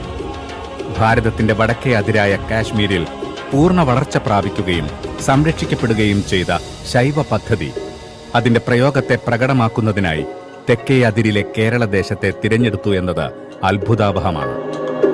കാശ്മീര ശൈവ പരമ്പരയിലെ പരമാചാര്യനായ അഭിനവഗുപ്തപാദരുടെ ദേഹസ്ഥ ദേവതാ ചക്രസ്തോത്രത്തിൽ പ്രസ്താവിച്ചിരിക്കുന്നത് പോലെയാണ് ഈ കാവുകളിലെ ദേവതാവിന്യാസം. ആശയഗാംഭീര്യത്താൽ വിദേശ സർവകലാശാലകളെയും പാശ്ചാത്യ പണ്ഡിതന്മാരെയും അമ്പരിപ്പിച്ച കാശ്മീര ശൈവ പദ്ധതിയുടെ പ്രകടിത ഭാവത്തെ അടുത്തറിയാൻ ഭാഗ്യം സിദ്ധിച്ചവരാണ് നമ്മൾ. എന്നാൽ ആ അഭിമാനബോധം നമ്മിലുണ്ടാകണമെങ്കിൽ അനുഷ്ഠാനത്തിനാധാരമായ അതിന്റെ തത്വചിന്തയെ നാം പഠിക്കേണ്ടതുണ്ട്.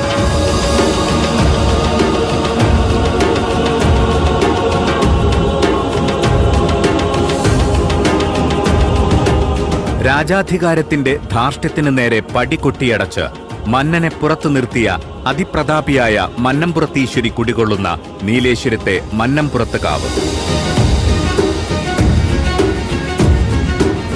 തിരുവിറയൽ കൊണ്ട കാളിയുടെ ഉന്മത്ത ഭാവത്തെ കുടുംബ ഭരദേവതയായി കണ്ട് കോലത്തിരി മന്നൻ ആരാധിച്ച മാടായിക്കാവ്.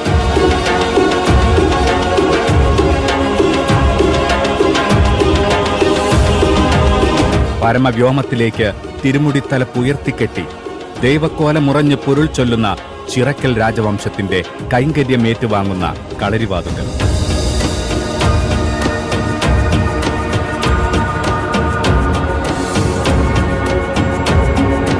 നിലാമുറ്റത്ത് കാലസംകർഷിണി കങ്കാളരൂപമായി കോലമിട്ടുറയുന്ന മാമാനത്ത് കാവ്.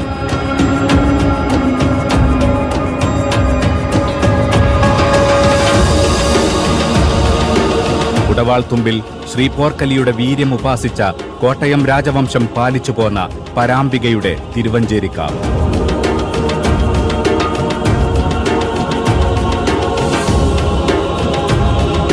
ചുരികത്തലപ്പും ഉറുമിത്തുമ്പും പ്രീങ്കാരമുതിർത്ത കടത്തനാടൻ രാജവംശത്തിന്റെ കളിയാംവള്ളിക്കാവ്.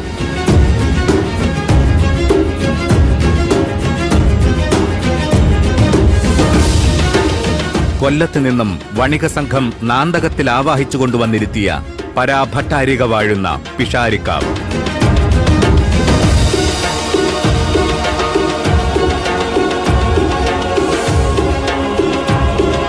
കുന്നലക്കോനാതിരിയുടെ കുലഭരദേവതയായി കാമതയായി ശ്രീവസിക്കും തിരുവളയനാട് കാവ്.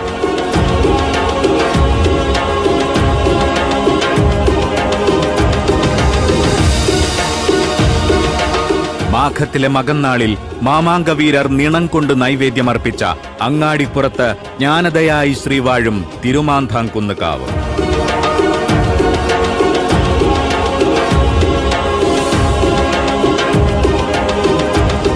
കാവേരി സ്ഥാനത്തു നിന്നും ദേവീ ചൈതന്യം താമ്രശൂലത്തിൽ ആവാഹിച്ചു കുടിയിരുത്തിയ പള്ളിപ്പുറത്തെ കൊടിക്കുന്നത്ത് കാവ്.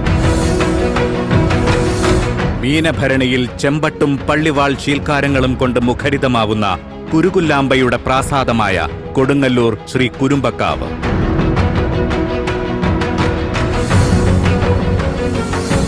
സംഘ തമിഴ് പെരുമയുടെ പഴമ വിളിച്ചു ചൊല്ലുന്ന ശ്രീ വല്ലഭത്ത് സുന്ദരി സുമുഖി സമേതയായി ശ്രീ മഹാകാളി കുടികൊള്ളുന്ന മുത്തൂറ്റുകാവ്.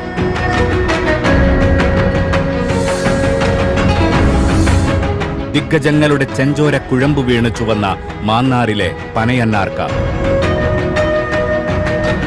കേരളത്തിലെ പുകഴ്പെറ്റ ശാക്തേയ പെരുമയുടെ നിത്യസ്രോതസ്സുകൾ എന്നതിലുപരി ഇവ ഭാരതത്തിന്റെ വടക്കും തെക്കും കൂട്ടിയിണക്കുന്ന ശക്തി തന്തുവാണ്. ആ പ്രാഭവമാണ് ഈ രാഷ്ട്രത്തിന്റെ പ്രഭാവവും പ്രതാപവും.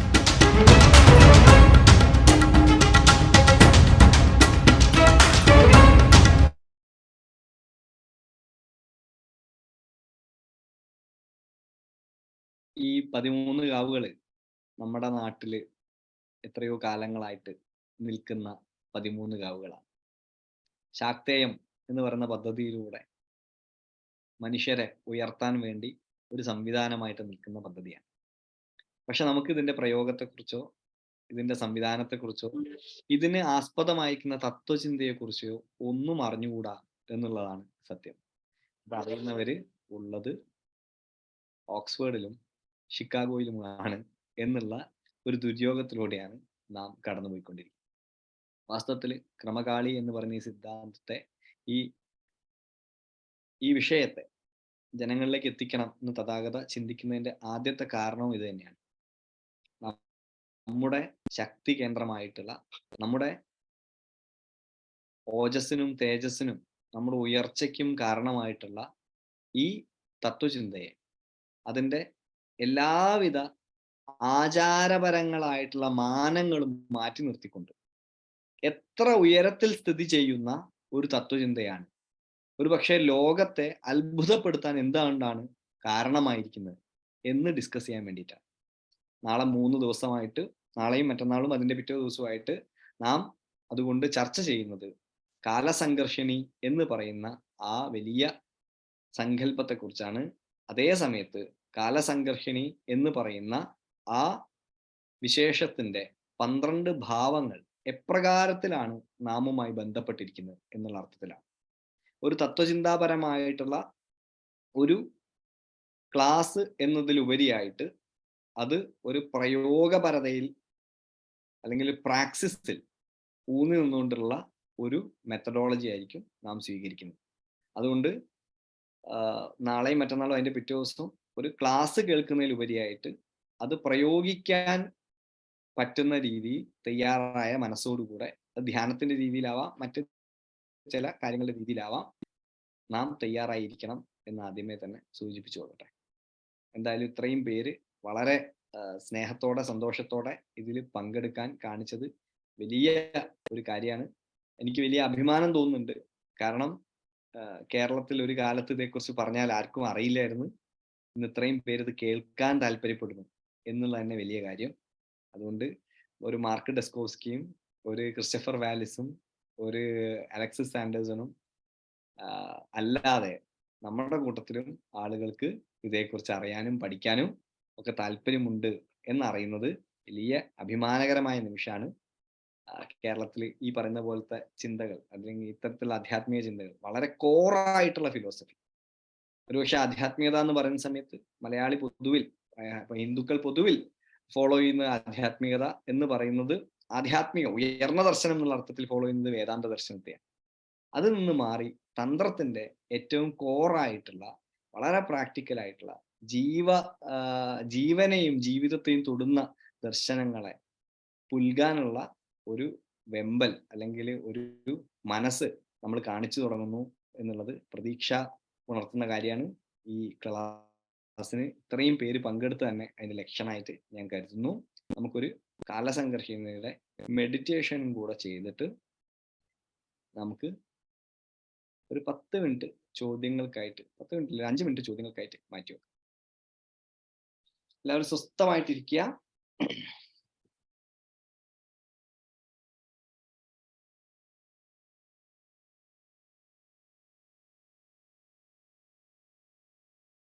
നിങ്ങളെ വിരൽ ഇങ്ങനെ പിടിക്കാം.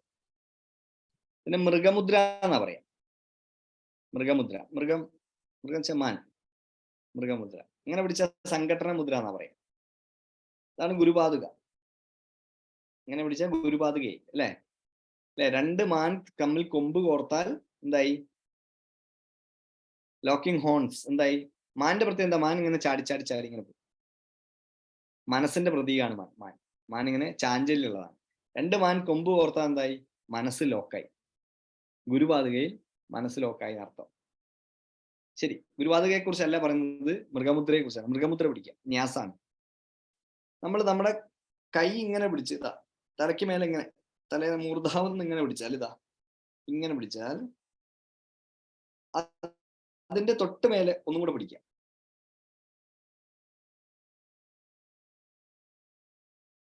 ഇങ്ങനെ കറക്റ്റ് മൂർധാവ് പിടിക്കണേ. ഓക്കെ. എന്നിട്ട് ആ സ്ഥാനം ഏതാണ്ട് മനസ്സിൽ ഓർമ്മയിൽ വെക്കുക. അത് മുകളിലത്തെ ചെറുവിരലിന്റെ അറ്റം പോയി നിൽക്കുന്ന ഏതാണ്ട് മനസ്സിൽ ഓർമ്മയിൽ വെക്കുക. എന്നിട്ട് ഈ മൃഗമുദ്ര കൊണ്ട് അവിടെ എങ്ങനെ തൊടുക, അവിടെ എങ്ങനെ തൊടുക. അതാ ഇങ്ങനെയല്ലേ. ഒന്നും കൂടെ കാണിക്കാം. ഇങ്ങനെ വെക്കുക, ഇങ്ങനെ പിടിക്കുക, ഇങ്ങനെ കൊണ്ട് ഈ മൃഗമുദ്ര കൊണ്ട് ഇവിടെ എങ്ങനെ തൊടുക, എന്നിട്ട് എടുക്കുക.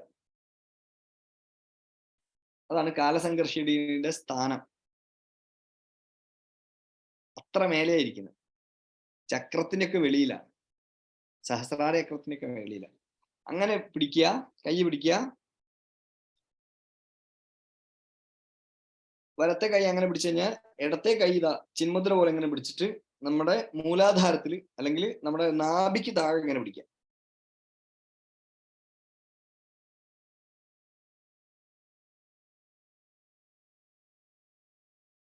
കണ്ണടച്ചിട്ട് മൂലാധാരത്തിൽ നിന്ന് ഒരു ശബ്ദം മുകളിലേക്ക് ഉയർന്നു വരുന്നതായി സങ്കല്പിച്ച് അവിടെ പോയി മുട്ടണം. ആ മേലെ പോയി മുട്ടണം കേട്ടോ. ഹ്രീ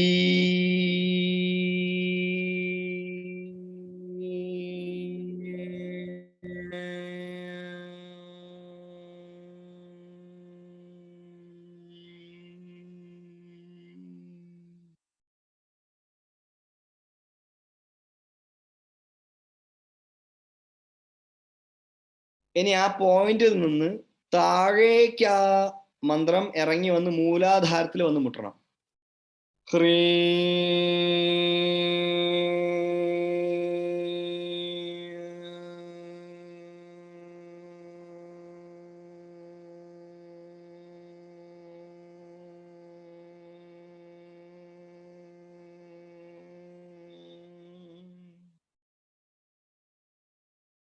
കൈകൾ രണ്ടും താഴെ മടിയിൽ മടക്കി സാധാരണ പോലെ വെക്കുക. മലർത്തി വെക്കാം, അമർത്തിയൊക്കെ വെക്കാം. കണ്ണുകൾ അടക്കിയ കണ്ണുകൾ തുറക്കരുത്.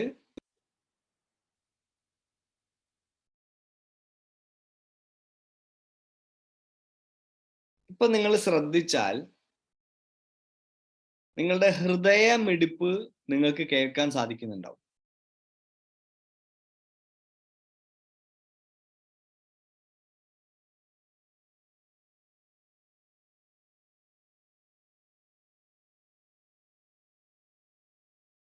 ആ ആ ഹൃദയമിടിപ്പിലേക്ക് ശ്രദ്ധിക്കുക.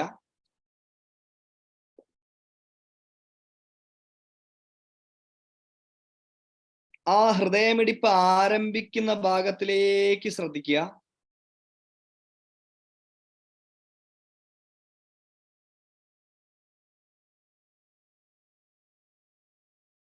ആ ഹൃദയമിടിപ്പ് ഒരു ശൂന്യതയിൽ നിന്നാണ് ഉയരുന്നത് എന്ന് ശ്രദ്ധിക്കുക.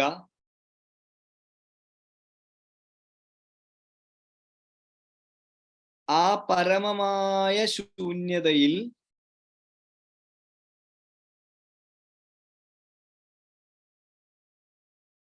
കാളി നൃത്തം വെക്കുന്നത് അറിയുക.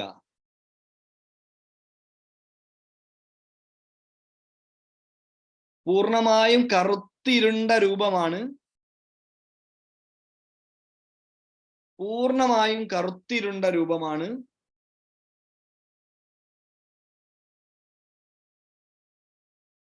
നാക്ക് നീട്ടിപ്പിടിച്ചിട്ടുണ്ട്.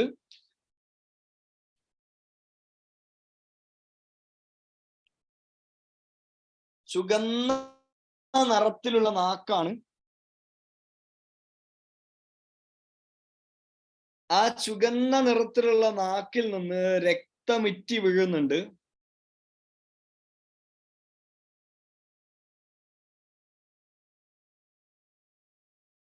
പരിപൂർണ നഗ്നയാണ് ദേവി. കഴുത്തിൽ മുണ്ടമാലകൾ ധരിച്ചിട്ടുണ്ട്. ചാടി തിമിർത്ത് നൃത്തം ചെയ്യുന്നതായിട്ട് അറിയുക.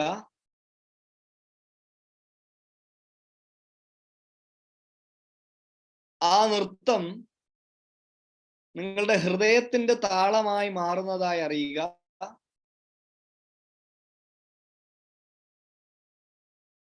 ആ ഹൃദയത്തിന്റെ താളം പ്രപഞ്ചത്തിലേക്ക് വ്യാപിക്കുന്നതായി അറിയുക. പ്രപഞ്ചം മുഴുവൻ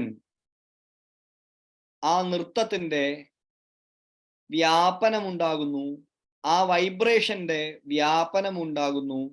ആ സ്പന്ദനം കൊണ്ട് സമസ്ത പ്രപഞ്ചവും വൈബ്രേറ്റ് ചെയ്യുന്നതായി അറിയുക. നിങ്ങളുടെ രണ്ട് കൈകളും അതിന്റെ വിരലുകൾ തമ്മിൽ കൂട്ടിച്ചേർക്കുക. വിരലുകളുടെ മുകൾ ഭാഗം തമ്മിൽ കൂട്ടിച്ചേർക്കുക.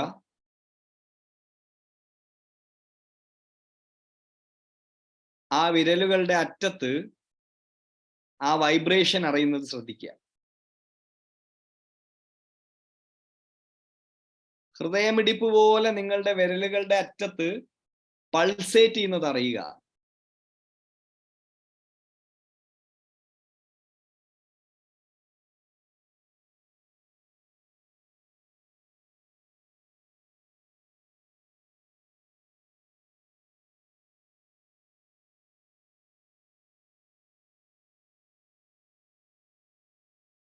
മൂന്ന് തവണ ഓം ഹ്രീം എന്ന് ജപിച്ചിട്ട് കൈകൾ വിടുത്തി പതുക്കെ കണ്ണുകൾ ഉറക്കുക. കൈകൾ വിടുത്തിയതിനു ശേഷം മാത്രമേ കണ്ണുകൾ ഉറക്കാവൂ. ഓം ഹ്രീം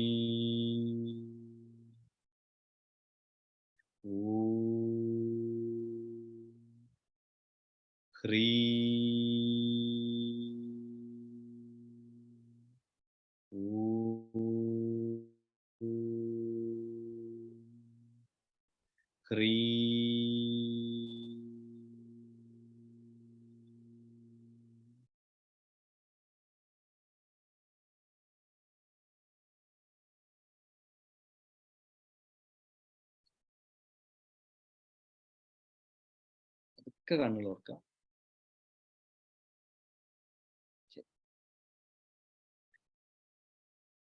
നാളെ മുതൽ 3 ദിവസം നമുക്ക് കാണാം. ആർക്കെങ്കിലും എന്തെങ്കിലും ചോദ്യം ചോദിക്കാനുണ്ടെങ്കിൽ ചോദിക്കാം. നമുക്ക് ചോദ്യങ്ങൾക്കൊക്കെ നാളെ മറ്റന്നാളായിട്ട് ഒരുപാട് സമയമുണ്ട്. സെബാസ്റ്റ്യൻ കേടാം, ചോദിച്ചോളൂ. കേൾക്കുന്നില്ല. നമസ്തേ രാംജി. നമസ്തേ. എന്റെ ഒരു ചെറിയ സംശയമുള്ളത്, ഈ 13 ശാക്തേയകാവുകളെ കുറിച്ച് പറഞ്ഞിരുന്നല്ലോ, അതുപോലെ ദ്വാദശകാളി പ്ലസ് അവസാനം കാലസംഘർഷൺ എന്ന രീതിയിൽ പറഞ്ഞു. അങ്ങിപ്പോൾ പറഞ്ഞതിനനുസരിച്ച് മാടായിക്കാവില് കാലസംഘർഷിണിയാണെന്ന് പറഞ്ഞു. അപ്പോ എന്റെ ചോദ്യം ഇതാണ്, ഈ മറ്റ് 12 കാളികളാണോ ഓരോ കാവിലായിട്ടും ഡിസ്ട്രിബ്യൂട്ട് ചെയ്യപ്പെട്ടിരിക്കുന്നത് എന്നുള്ളതാണ് എന്റെ ചോദ്യം. അങ്ങനെയായിരുന്നു പ്രിലിമിനറിലി എന്റെയും ചിന്ത കേട്ടോ. ഞാൻ സൃഷ്ടികാളി എവിടെയാണുള്ളത്, രക്തകാളി എവിടെയാണുള്ളത് എന്നൊക്കെ ഞാൻ തെരഞ്ഞു നടന്നിട്ടുണ്ട്. ചോദ്യം അത് വളരെ കൃത്യമായിട്ട് പറയുമ്പം ഇതില് ക്രമം എന്ന് പറയുമ്പോൾ ഭാഷാക്രമം എന്ന് പറയും. ഭാഷാദി പഞ്ചവിധം പ്രോക്തം. നാളെ നമ്മൾ അതിനെക്കുറിച്ച് ഡിസ്കസ് ചെയ്യും. സൃഷ്ടി സ്ഥിതി സംഹാരം തിരോഭാവം അനുഗ്രഹം എന്നുള്ളതിനെ സൃഷ്ടി സ്ഥിതി സംഹാരം അനാക്യം ഭാഷ എന്നാണ് ക്രമത്തിൽ പറയുന്നത്. അപ്പൊ ഭാഷാക്രമത്തിലാണ് അവസാനം കാലസംഘർഷിണിയെ പറഞ്ഞിരിക്കുന്നത്. എന്ന് വെച്ചാൽ ഈ 13 കാവുകളിലും ദേവിയുടെ ഏറ്റവും ഉയർന്ന ഭാവമായിട്ടുള്ള കാലസംഘർഷിണി വിധാനത്ത് തന്നെയാണ് കണ്ടിട്ടുള്ളത്. അങ്ങനെയാണ് അതിനെ കാണുന്നത്. അപ്പൊ 13ന്റെയും കൂട്ടം, അല്ലെ 12ന്റെയും കൂട്ടാണ് 13 എന്ന് പറയുന്നത്. ആ അർത്ഥത്തിലാണ് അവിടെ അങ്ങനെ വർക്ക് ചെയ്യുന്നത്. അപ്പൊ ഞാൻ ആദ്യം ഈ പറഞ്ഞതുപോലെ സൃഷ്ടികാളിയാണോ അത് സ്ഥിതികാളിയാണോ എന്നൊക്കെ നോക്കിയിട്ടുണ്ട്. ഞാൻ ആ വഴിക്ക് അന്വേഷിച്ചിട്ടുണ്ട്. ശരി, ക്ലിയർ ആയല്ലോ അല്ലെ? നമ്മൾ ആലോചിച്ച് നോക്കണം. ഞാൻ ഇതേക്കുറിച്ച് സംസാരിച്ചപ്പം എന്നോട് അത്ഭുതത്തോടെ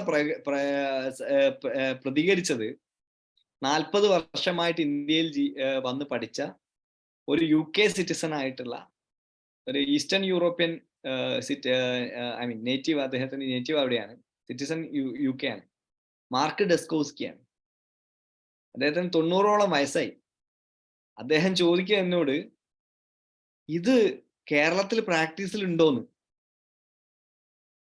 ലോകം മുഴുവൻ ആളുകള് ഇത് യൂണിവേഴ്സിറ്റി പഠിക്കുന്നുണ്ട്, പക്ഷെ പ്രാക്ടീസിൽ ഉണ്ടെന്ന് അറിഞ്ഞൂടാ. ചെയ്യുന്നവർക്ക് അറിഞ്ഞൂടാ, അത് വേറെ കാര്യം. അശ്വിൻ ജി ചോദിച്ചോളൂ. നമസ്തേ. നമസ്തേ. അപ്പൊ ക്രമകാളി സിസ്റ്റത്തില് നമ്മള് ഒന്നിച്ച് ഈ 12 ദേവതകളെ ഒന്നിച്ചാണോ ആരാധിക്കുന്നത്? നമുക്ക് ഒരെണ്ണം അങ്ങനെയല്ല അല്ലെ? നമുക്ക് നമ്മുടെ ടേക്ക് 2 തരത്തിലാണ്. കാലസംഘർഷിണിയാണ് അവിടെ പ്രധാനമായിട്ടും ആരാധ്യമായിരിക്കുന്നത്. കാലസംഘർഷിണിക്ക് ഒരു വലിയ ക്രമമൊക്കെ ഉണ്ട്. ഇന്ന് എന്നെ ഒരാൾ കാണാൻ വന്നിരുന്നു തിരുവനന്തപുരത്ത്. അദ്ദേഹം കാലസംഘർഷിണിയുടെ ഒരു ക്രമം കാസർഗോഡ് ഭാഗത്ത് നിന്ന് കണ്ടുപിടിക്കുകയൊക്കെ ഉണ്ടായി. അപ്പൊ അതിന്റെ അത്ഭുതമൊക്കെ പറയാൻ വേണ്ടി വന്നതാ. അപ്പൊ അതിന്റെ അകത്ത് ഈ പറഞ്ഞ ഒരുപാട് ദേവതാവിധാനവും കാര്യങ്ങളൊക്കെ ഉണ്ട്. അതിലുപരിയായിട്ട് നമുക്ക് ഒരു ഓൺലൈൻ ക്ലാസ്സിലോ അല്ലെങ്കിൽ നമുക്ക് ഒരു സമയമാർഗം എന്ന് പറയുന്നത് ശരിയല്ല, എന്നാൽ പോലും നമുക്ക് എങ്ങനെയാണ് അതിനെ ഇടപെടാൻ പറ്റുക? അവിടെ തികച്ചും യോഗത്തിൻ്റെതായിട്ടുള്ള ഒരു പാത, യോഗയുടെ ആയിട്ടുള്ള ഒരു പാതയാണ് സ്വീകരിക്കുന്നത്. അതുകൊണ്ടാണ് ഞാൻ ന്യൂറോ സയൻസിനും സൈക്കോളജി എന്നൊക്കെ പറഞ്ഞത്. അപ്പൊ ധ്യാനത്തിന്റെ യോഗയുടെ ഒരു ഭാവത്തിൽ എങ്ങനെയാണ് ഈ 12 കാളിമാർ വർക്ക് ചെയ്യുന്നത്? എന്നെ ഏറ്റവും കൂടുതൽ അത്ഭുതപ്പെടുത്തിയ ഒരു ഫിലോസഫിയാണ്. കാരണം ഓരോ നിമിഷവും നോക്കുമ്പോൾ എൻ്റെ അമ്മ എന്തൊരു ഡെപ്താണ് ആ ഫിലോസഫിക്ക്, എന്തൊരു കോറിലാണ് അത് പോകുന്നതെന്ന് ഞാൻ അത്ഭുതപ്പെട്ടിട്ടുണ്ട്. എന്നെ മാത്രമല്ല, ലോകത്തുള്ള ഒരുപാട് പണ്ഡിതന്മാർ, ഈ പറഞ്ഞ പോലെ ഒരുപാട് പണ്ഡിതന്മാർ അത്ഭുതപ്പെടുത്തിയിട്ടുള്ള സിസ്റ്റമാണ്. അപ്പം നമ്മൾ 12 കാളി എന്നുള്ള അർത്ഥത്തിലല്ല, 12ന്റെയും ഏകസ്വരൂപമായിട്ടുള്ള കാലസംഘർഷിണി. പക്ഷെ നമുക്ക് 3 ദിവസം ഇങ്ങനെ ഇരിക്കുന്നത് കൊണ്ട് ഓരോ ദിവസവും 4 കാളിമാരെ വെച്ച് 12 കാളിമാർ. അത് 4 കാളിമാരെ നമ്മൾ 3 ദിവസം ആയതുകൊണ്ട് എടുത്തതല്ല. പ്രമാണത്തിൽ 4 കാളി, പ്രമേയത്തിൽ 4 കാളി, പ്രമാണത്തിൽ 4 കാളി, പ്രമാതാവിൽ 4 കാളി എന്നിങ്ങനെ പറഞ്ഞു. അപ്പൊ നാളെ നമ്മൾ പ്രമാതാവ്, പ്രമേയം, പ്രമാണം എന്താണെന്നും സബ്ജക്ട് ഒബ്ജക്ട് നോളജ് എന്താണെന്നും ഒക്കെ നമ്മൾ ഡീറ്റെയിൽ ആയിട്ട് സംസാരിക്കും. അപ്പൊ ഇത് തന്ത്രലോക ബുക്കില് പ്രതിപാദിച്ചിട്ടുണ്ട് അല്ലെ ഇതിനെ കുറിച്ച്? സിസ്റ്റം അഭിനവഗുപ്തൻ തന്ത്രലോകത്തിൽ പറഞ്ഞിട്ടുണ്ട്. അഭിനവഗുപ്താചാര്യനാണ്. അഭിനവഗുപ്തൻ പറയുന്നത് തന്ത്രലോകത്തിലാണെങ്കിലും അദ്ദേഹം അതിന്റെ റെഫറൻസ് എടുക്കുന്നത് മറ്റു പല ആഗമങ്ങളിൽ നിന്നാണ്. വളരെ പഴയ സിസ്റ്റം ആണെന്ന് അർത്ഥം. കൊടുങ്ങല്ലൂർ കാവ് എന്ന് പറയുന്നത് കൊടുങ്ങല്ലൂർ അമ്പലമല്ലേ നമ്മള് സ്ഥിരം പോകുന്ന മെയിൻ?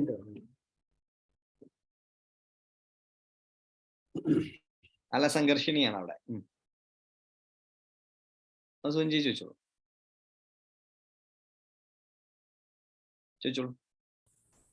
സാറേ, എനിക്ക് ചോദിക്കാനുള്ളത്, നമ്മുടെ ഗ്രൂപ്പിലെ ഈ 12-13 ക്ഷേത്രങ്ങളുടെ പറഞ്ഞല്ലോ, അത് ഓർഡർ ആയിട്ട് ആ പേര് ഇടുവോ? എനിക്കൊന്ന് അറിയണമെന്ന്. പിന്നെ സാറേ, എനിക്ക് ഒരു കാര്യം കൂടി ഉള്ളത്, സാറ് നേരത്തെ പറഞ്ഞത് നേപ്പാളിലെ എന്റെ ഫ്രണ്ട്സ് വന്നപ്പോ പശുപതിനാഥ ക്ഷേത്രത്തിൽ നിന്ന് എനിക്ക് അവിചാരിതമായി കൊണ്ടു തന്നതാണ്. 4 മുഖമുള്ള ശിവനാണ് ഇത്. പക്ഷെ ഞാൻ ഒന്നും ചെയ്തില്ല, അങ്ങനെ തന്നെ എടുത്ത് അലമാരിൽ വെച്ചിരിക്കുകയാണ്. അത് 4 മുഖം 5 മുഖം ഉണ്ടോ? മുകളിലേക്ക് ഒരു മുഖം ഉണ്ടോ? മുകളിലേക്ക് ഒരു മുഖം ഉണ്ട്. 5 മുഖം ഉണ്ടാവും. അപ്പൊ ഇത് നമുക്ക് എന്താ ചെയ്യേണ്ടത്? ഇത് വീട്ടിൽ വീട്ടിൽ വെച്ച ഒരു കുഴപ്പമില്ല, വീട്ടിൽ വെച്ചോളൂ. അത് എല്ലാവരും കാണുന്നിടത്ത് വെക്കും. അപ്പൊ ആൾക്കാർ ചോദിക്കും ഇതെന്താ അങ്ങനെ 5 മുഖമുള്ള ശിവൻ. അപ്പൊ നമുക്ക് പറഞ്ഞു കൊടുക്കാൻ പറ്റണം അത് എന്തുകൊണ്ട് 5 മുഖമുള്ള ശിവൻ. എനിക്ക് രുദ്രാക്ഷവും ഇതും കൂടിയാണ് അവര് കൊണ്ടു തന്നത്. അത് പശ്ചിമമുഖം സദ്യോജാതമുഖം, ദക്ഷിണമുഖം അഘോരമുഖം, വാമദേവൻ, ഈശാനൻ, തത്പുരുഷൻ എന്നീ മുഖങ്ങളാണ് ശിവന്റെ. അപ്പൊ ഞാൻ ഇന്നാണ് പെട്ടെന്ന് ക്ലാസ്സിൽ ജോയിൻ ചെയ്തത്. ഇതിനെക്കുറിച്ച് ഒരു കൺഫ്യൂഷനിൽ ഇരിക്കുന്ന സമയത്താണ് എനിക്ക് ഇങ്ങനെ ഒരു ക്ലാസ് 5 മുഖങ്ങളെ കുറിച്ച് പറയുകയും ചെയ്തു. അപ്പൊ ഒരു നിമിത്തായി അത്. Okay, thank you so much.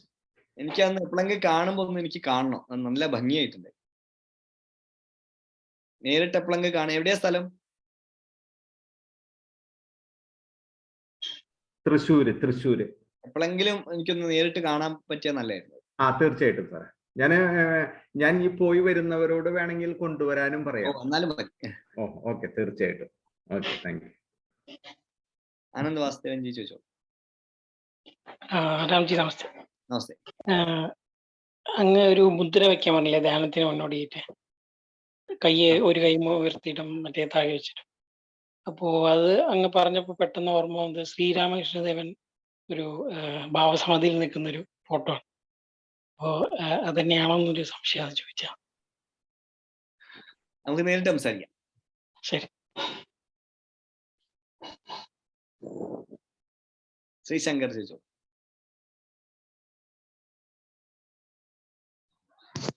നമസ്കാരം ഗുരുനാഥൻ. ഓക്കെ, എന്റെ ഒരു സംശയം ഈ 13 ശാക്തേയകാവുകളുടെയും ദർശനം ഒരേ ദിക്കിലേക്ക് തന്നെയാണോ എന്നുള്ളതാണ്. ഒരേ ദിക്കിലേക്കാണ് വേണ്ടത്. ചിലയിടത്ത് മാറ്റിയിട്ട് വടക്കോട്ട് ദേവിയുടെ ദർശനമാണ് വേണ്ട, ചിലയിടത്ത് മാറ്റാൻ പറ്റും. ഓക്കെ, ഇപ്പൊ എന്റെ നാട് പാലക്കാടാണ്. പാലക്കാട് സാധാരണ ഇടപെട്ടിട്ടേ അത് മാറ്റം വരുത്തുന്നതാണ്. അതിന്റെ തനിമ നഷ്ടപ്പെടുത്താണ്. ഇതൊരു നോക്കുമ്പോ ഒരു നാഷണൽ ഇന്റഗ്രേഷൻ സാധനമാണ്. ആലോചിക്കണം, കാശ്മീരിലുള്ള ഒരു പദ്ധതി കേരളത്തിലാണ് അതിന്റെ പ്രാക്ടീസ്. അപ്പൊ അതിന്റെ തനിമ നിലനിർത്തേണ്ടത് എത്ര പ്രാധാന്യമുള്ള കാര്യമാണ് രാജ്യത്തെ സംബന്ധിച്ച് ആലോചിക്കും. പ്രസീജി, ഇവർക്ക് ഗ്രൂപ്പ് ഉണ്ടെങ്കിൽ ഞാൻ കാശ്മീരിൽ പോയിട്ട് ക്രമകാളി ലോഞ്ച് ചെയ്തതിന്റെ ന്യൂസ് ഒക്കെ ഒന്ന് ഷെയർ ചെയ്യണേ.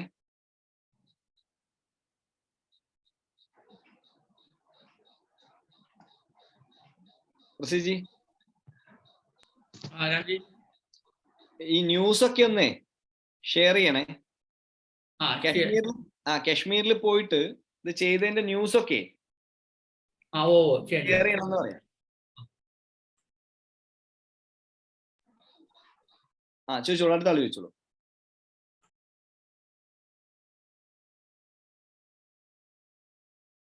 അല്ല, എന്തോ അദ്ദേഹം ചോദ്യം കംപ്ലീറ്റ് ആയില്ല അല്ലേ? നമ്മുടെ നാട്ടിൽ നിന്ന് തന്നെ എന്തോന്ന് പറയാൻ വന്നു.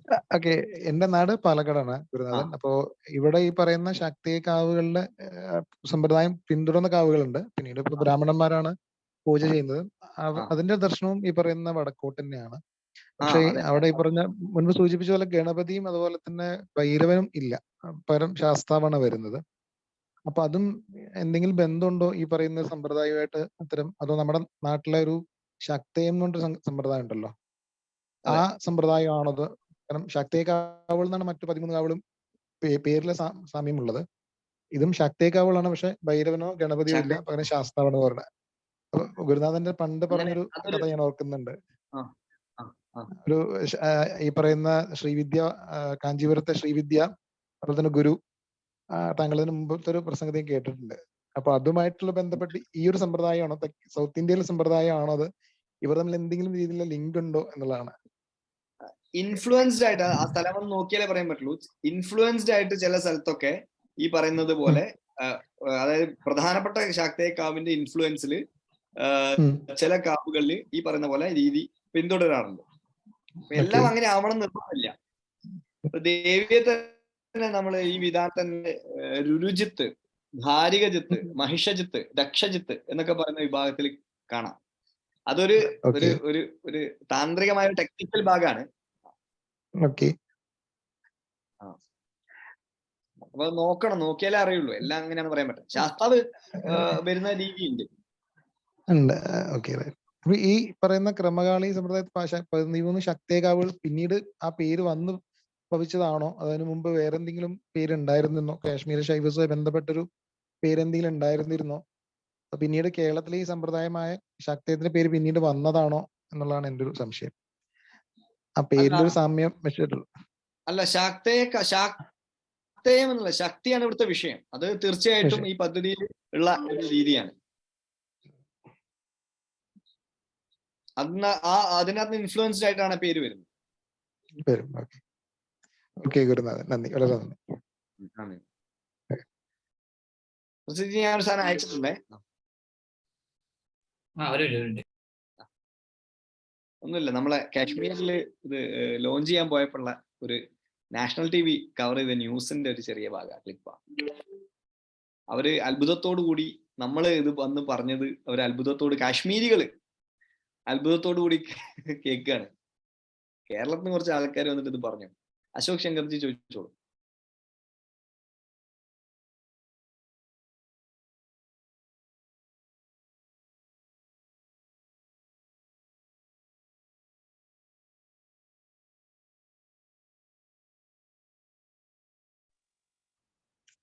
നമസ്കാരം, അശോകാണ്. ചോദിച്ചോളൂ. എനിക്കൊരു ഡൗട്ട് ഉണ്ടായിരുന്നത്, ഈ ശിവശക്തിയുടെ മുകളിൽ പോയിന്റ് ചെയ്തിട്ട് ടൈം ആൻഡ് സ്പേസിനെ കുറിച്ച് പറയുന്നുണ്ടല്ലോ. അപ്പൊ ഈ ശിവശക്തിയുടെ മുകളിൽ ആ ടൈം ആൻഡ് സ്പേസ് എന്ന് പറയുന്ന എഗെയിൻ ഇമ്പോർട്ടൻസ് ഉണ്ടോ അവിടെ? അതോ ശിവശക്തിയുടെ മുകളിൽ ടൈം ആൻഡ് സ്പേസ് എന്ന് ഞാൻ പറഞ്ഞില്ല. ഓക്കെ, ഞാൻ പറഞ്ഞത് ടൈം ആൻഡ് സ്പേസിനെ പോലും ഗ്രസിക്കുന്നവളായിട്ടുള്ള കാലസംഘർഷിണി എന്നാണ്. ടൈം ആൻഡ് സ്പേസ് ഒക്കെ ശിവശക്തിയുടെ ഒക്കെ എത്രയോ താഴെ പറയുന്ന മായ വരുന്ന സമയത്താ ടൈമും സ്പേസ് ഒക്കെ വരുന്നത്. അതെ അതെ അതെ, എനിക്ക് ഡൗട്ട് ഉണ്ടായിരുന്നു. മായയുടെ തലം വരുമ്പോ മാത്രമേ ഉള്ളൂ. അപ്പൊ അവിടെ പോയിന്റ് ചെയ്തു എന്ന് പറഞ്ഞത് തത്വങ്ങൾ അവസാനിക്കുമ്പോൾ ശിവശക്തി, ശുദ്ധവിദ്യ, ഈശ്വരൻ, സദാശിവൻ എന്ന് പറയുന്ന, അല്ലെങ്കിൽ സദാശിവൻ, ഈശ്വരൻ, ശുദ്ധവിദ്യ എന്ന് പറയുന്ന തത്വം കഴിയുമ്പോൾ മഹാമായയുടെ തലം തുടങ്ങും. മഹാമായയുടെ തലത്തിൽ പോലും ടൈം ആൻഡ് സ്പേസ് വരുന്നില്ല. മഹാമായക്ക് താഴെ മായ സ്റ്റാർട്ട് ചെയ്യുമ്പോഴാണ് കാലം, ദേശം തുടങ്ങിയ കാര്യങ്ങൾ വരുന്നത്. കാലം, കല, വിദ്യ, രാഗം, നിയതി തുടങ്ങിയിട്ടുള്ള ഷഡ്കഞ്ചുകങ്ങൾ വരുന്നത്. അതിന്റെ മേലെയല്ല. ആദ്യം ശുദ്ധതത്വങ്ങളുടെയും മേലെയാണ് കാലസംഘർഷിണി എന്നാ പറഞ്ഞത്. അവിടെ പോയിന്റ് ചെയ്യുന്നത് എന്താണ് മീൻ ചെയ്യുന്നത്? കാലസംഘർഷിണിയാണ്. അതൊരു ഐക്കണോഗ്രാഫിക് ആയിട്ടുള്ള ഒരു റെപ്രസെന്റേഷൻ ആണ് കേട്ടോ, സിംബോളിക് റെപ്രസെന്റേഷൻ ആണ്. ഓക്കെ, എനിക്ക് അവര് രണ്ടിലും ആ ശിവശക്തി ജോയിൻ ചെയ്ത് കഴിഞ്ഞു കഴിഞ്ഞാല് ആ ഒരു കംപ്ലീറ്റ് ആയില്ല അവിടെ. ആ കംപ്ലീറ്റ് ആയതിന് പിന്നെ അവിടെ വേറൊരു കംപ്ലീറ്റ്നെസിന്റെ കാരണം എന്താണ്? അവിടെ ശിവനും ശക്തിയും ഒന്നായി കഴിഞ്ഞു, ശക്തി ഒരുമിച്ചിരുന്നാൽ ശിവശക്തി ആവുന്നുള്ളൂ. ഓക്കെ, ശിവശക്തി സാമരസ്യം ഉണ്ടാവണം. സാമരസ്യമാണ് അവിടുത്തെ വിഷയം. ഓക്കെ, ശിവനും ശക്തി ഉണ്ട്, അത് പരാസംയുക്തല്ല. ഓക്കെ, ശിവനും ശക്തി ഇങ്ങനെ ഇരുന്ന്, അതും പരാസംയുക്തല്ല. ശിവനും ശക്തിയും തമ്മിൽ ഇങ്ങനെ ഇരിക്കണം. ഓക്കെ, എന്ന് വെച്ചാൽ പരസ്പരം വേർതിരിക്കാൻ പറ്റാത്ത വിധത്തിലാവുമ്പോൾ അത് സാമരസ്യം. അവിടെ പിന്നെ ആ സാമരസ്യമാണ് കാലസംഘർഷിണിയിൽ കാണുന്നത്. അതുകൊണ്ടാണ് ശുദ്ധബോധത്തിന്റെ നടുവിലെ ശൂന്യത എന്ന് പറഞ്ഞിരിക്കുന്നത്. ഓക്കെ ഓക്കെ ഓക്കെ, മനസ്സിലായി. Thank U.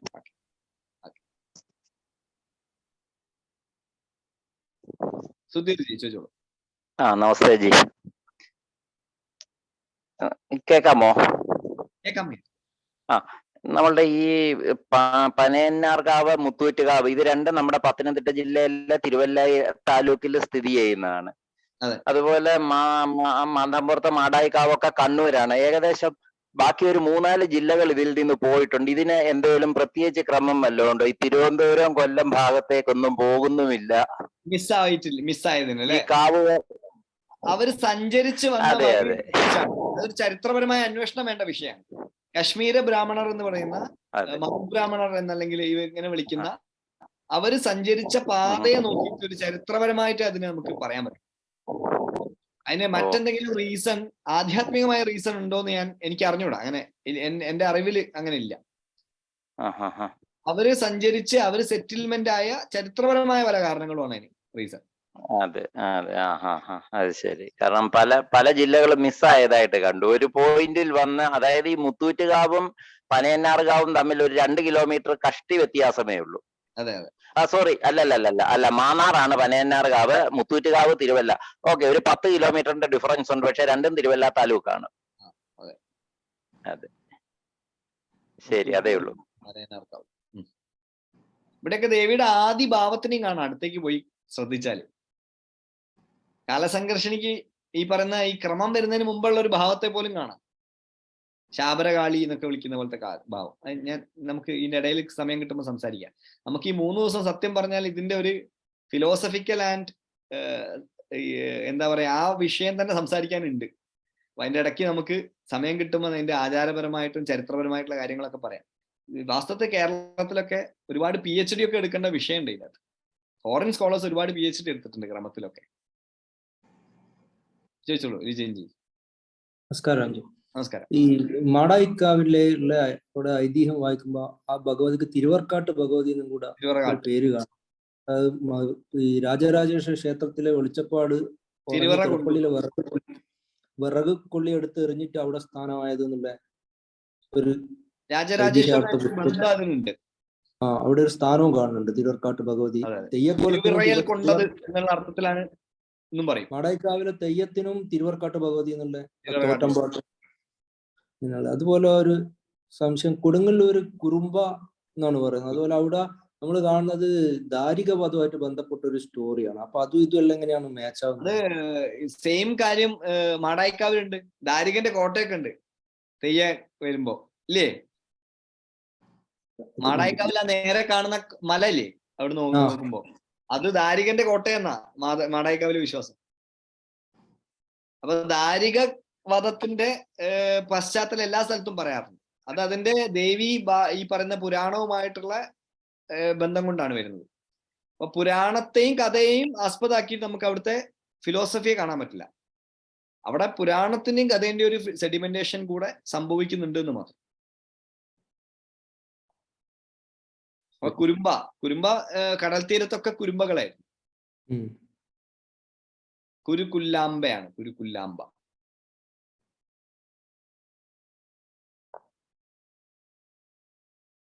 ശരി, എല്ലാവർക്കും നമസ്കാരം. ഇത്രയും പേര് ശ്രീശങ്കർജി ചോദിക്കണ്ടോ?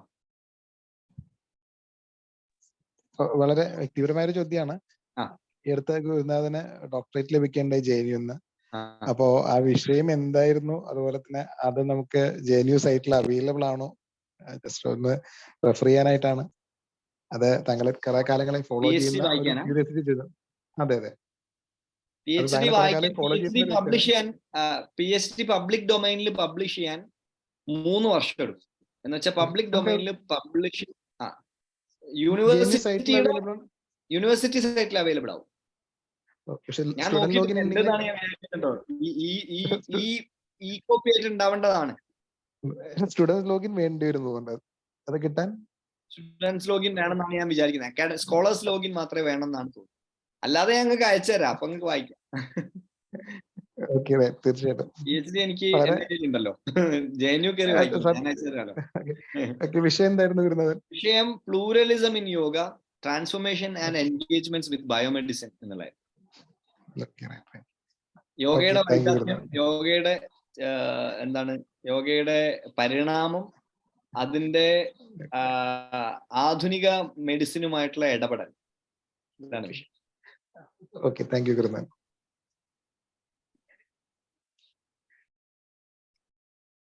പ്രസിജി ഒന്ന് അത് പ്ലേ ചെയ്യോ, അത് കണ്ടിട്ട് നമുക്ക് പിരിയാം.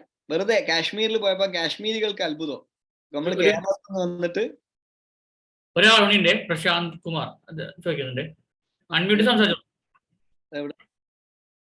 ഞാൻ കാണില്ല. ഹലോ, ചോദിച്ചോളൂ. നമസ്കാരം രാംജി. ഇല്ല, ഞാൻ ജസ്റ്റ് ആ ഒരു മെഡിറ്റേഷനില് ശരിക്കും ആ ഒരു വൈബ്രേഷൻ ഫീൽ ചെയ്യുന്നു. ഒരു എന്താ പറയാ, ആ ഒരു വൈബ്രേഷനിലാണല്ലോ നമ്മളെല്ലാം ജീവിച്ചു പോകുന്നത്. മീൻസ് അപ്പൊ എനിക്കൊരു ചെറിയൊരു ഇത്, അതായത് ഈ ശിവന്റെ ഈ കോസ്മിക് ഡാൻസ് ആണ് ഈ യൂണിവേഴ്സ് എന്ന് പറഞ്ഞിട്ട് ഈ വെസ്റ്റേൺ തോട്ട്സും വെസ്റ്റേൺ ആൾക്കാരും പറയുന്നത്. അപ്പൊ അതേപോലെ ഈ ശക്തിയും ആ ഒരു ശക്തിയുടെയും ഒരു ശക്തിയുടെ പ്രചോദനം കൊണ്ടാണോ അത് എന്നുള്ളതാണ് ഒരു കോറിലേഷൻ. ശിവന്റെ ഡാൻസിന് കാരണമാകുന്നത് ശിവനിലെ ശക്തിയാണ്. അപ്പൊ നിങ്ങൾക്ക് ശക്തി ഇല്ലാതെ ഡാൻസ് ചെയ്യാൻ പറ്റില്ലല്ലോ. ആ ശക്തിയാണ് ഇവിടുത്തെ വിഷയം എന്ന് മാത്രം. ശിവനെ ഡാൻസർ ആക്കുന്നത് എന്താ? ഡാൻസ് ചെയ്യാനുള്ള ശക്തിയാണ്. ഒരു പാട്ടുകാരനെ പാട്ടുകാരനാക്കുന്നത് പാട്ടാണ് എന്ന് പറയുന്നത് പോലെ. പാട്ട് പാടാനുള്ള ശക്തിയാണല്ലോ പാട്ടുകാരനെ ഉണ്ടാക്കുന്നത്. ജ്ഞാനശക്തി. എന്റെ മൂന്നും കൂടെ കാലസംഘർഷണിയിലുള്ള ആ ഒരു ഇന്നർ സ്പേസ് എന്ന് പറയുന്നതായിരിക്കും ശിവൻ. അത് ശിവത്തിന്റെ പൂർണ്ണമായ അവസ്ഥ, പരിപൂർണാവസ്ഥയാണ്. അതിലപ്പുറക്കൊന്നും പറയാനില്ല. അങ്ങനെ so nice to hear. Scientific ആണ് ഭയങ്കരമായിട്ട്. Spiritual, maybe it is called spiritual, പക്ഷെ അത് ഭയങ്കര. അതെ, അത് ഞങ്ങള് നാളെയും മറ്റന്നാളോ ഒക്കെ ആയിട്ട് കേൾക്കുമ്പോ മനസ്സിലാവും. നമുക്ക് ഇടയ്ക്ക് സംശയം വരും, അല്ല ഇത് സ്പിരിച്വാലിറ്റി ആണോ അതോ മനഃശാസ്ത്രമാണോ അതോ ന്യൂറോ സയൻസ് ആണോ അതോ ക്വാണ്ടം ഫിസിക്സ് ആണോ എന്നൊക്കെ നിങ്ങൾക്ക് തോന്നും. അത്ര അത്ഭുതപ്പെടുത്തുന്ന ഒരു ഫിലോസഫി. അതുകൊണ്ടാണല്ലോ ലോകം മുഴുവൻ ഇങ്ങനെ യൂണിവേഴ്സിറ്റികളിൽ ഇത് പഠിപ്പിക്കുന്നത്. നമുക്ക് ഇത് അന്ധവിശ്വാസമായി പോകുന്നത്. ഓക്സ്ഫോർഡ് പഠിപ്പിക്കുന്ന ഒരു സാധനം ഭാരതത്തിൽ അന്ധവിശ്വാസമായി പോകുന്നതിന്റെ ഒരു സാങ്കത്യേ.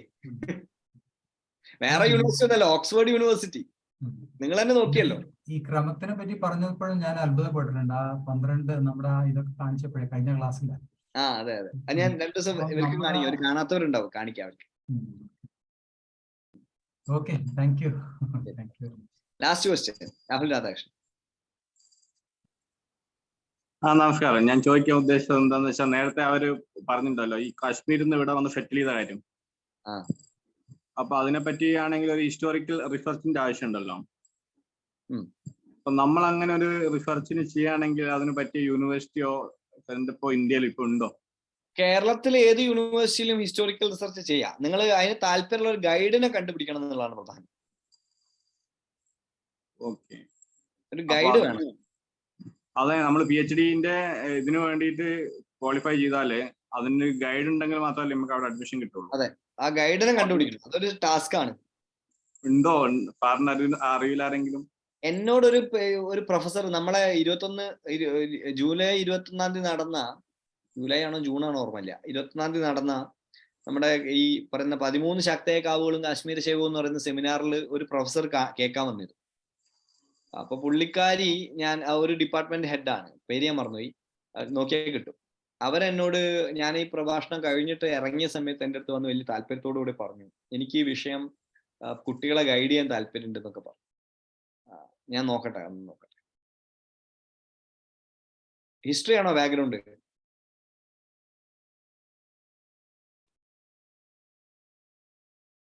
രാഹുൽജി ചെക്കായിട്ട് കുഴപ്പമില്ല. പ്രസിദ്ജി ഒന്ന് പ്ലേ ചെയ്യാവോ?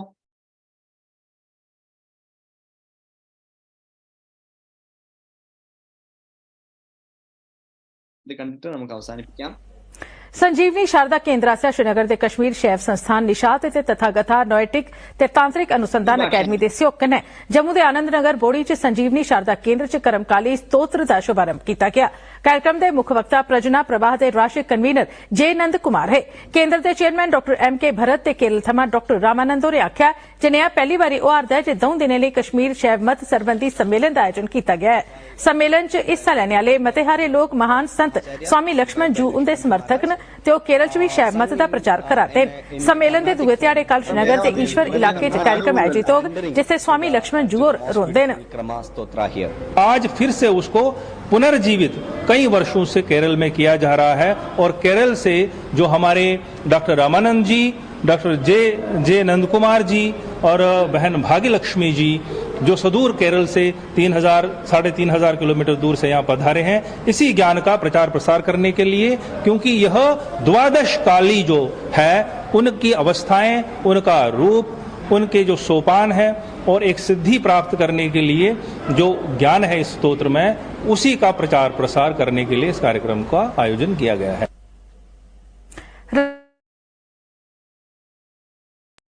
വെറുതെ അവിടെ നടന്ന പരിപാടിന്റെ ചെറിയൊരു നാഷണൽ മീഡിയയിൽ വന്ന ഒരു ക്ലിപ്പ് കാണിച്ചാ. ശരി, ഗീത ചേച്ചി ചിരിക്കുന്നുണ്ട്. ഹിന്ദി കേട്ടപ്പോൾ സന്തോഷം അല്ലേ? ശരി, അപ്പൊ എല്ലാവർക്കും നാളെ കാണാം. സന്തോഷം. വലിയ അറിവുമായിട്ട് നമുക്ക് ഒരുമിച്ചിരിക്കാൻ പറ്റട്ടെ. നിങ്ങളെ കൂടെ ഇരിക്കാൻ പറ്റില്ല എനിക്കും ഈ പറഞ്ഞ പോലെ വലിയ ഭാഗ്യമായിട്ട് കരുതുന്നു. സ്നേഹം, സന്തോഷം, ശുഭരാത്രി. Thank you Ramji. Thank you.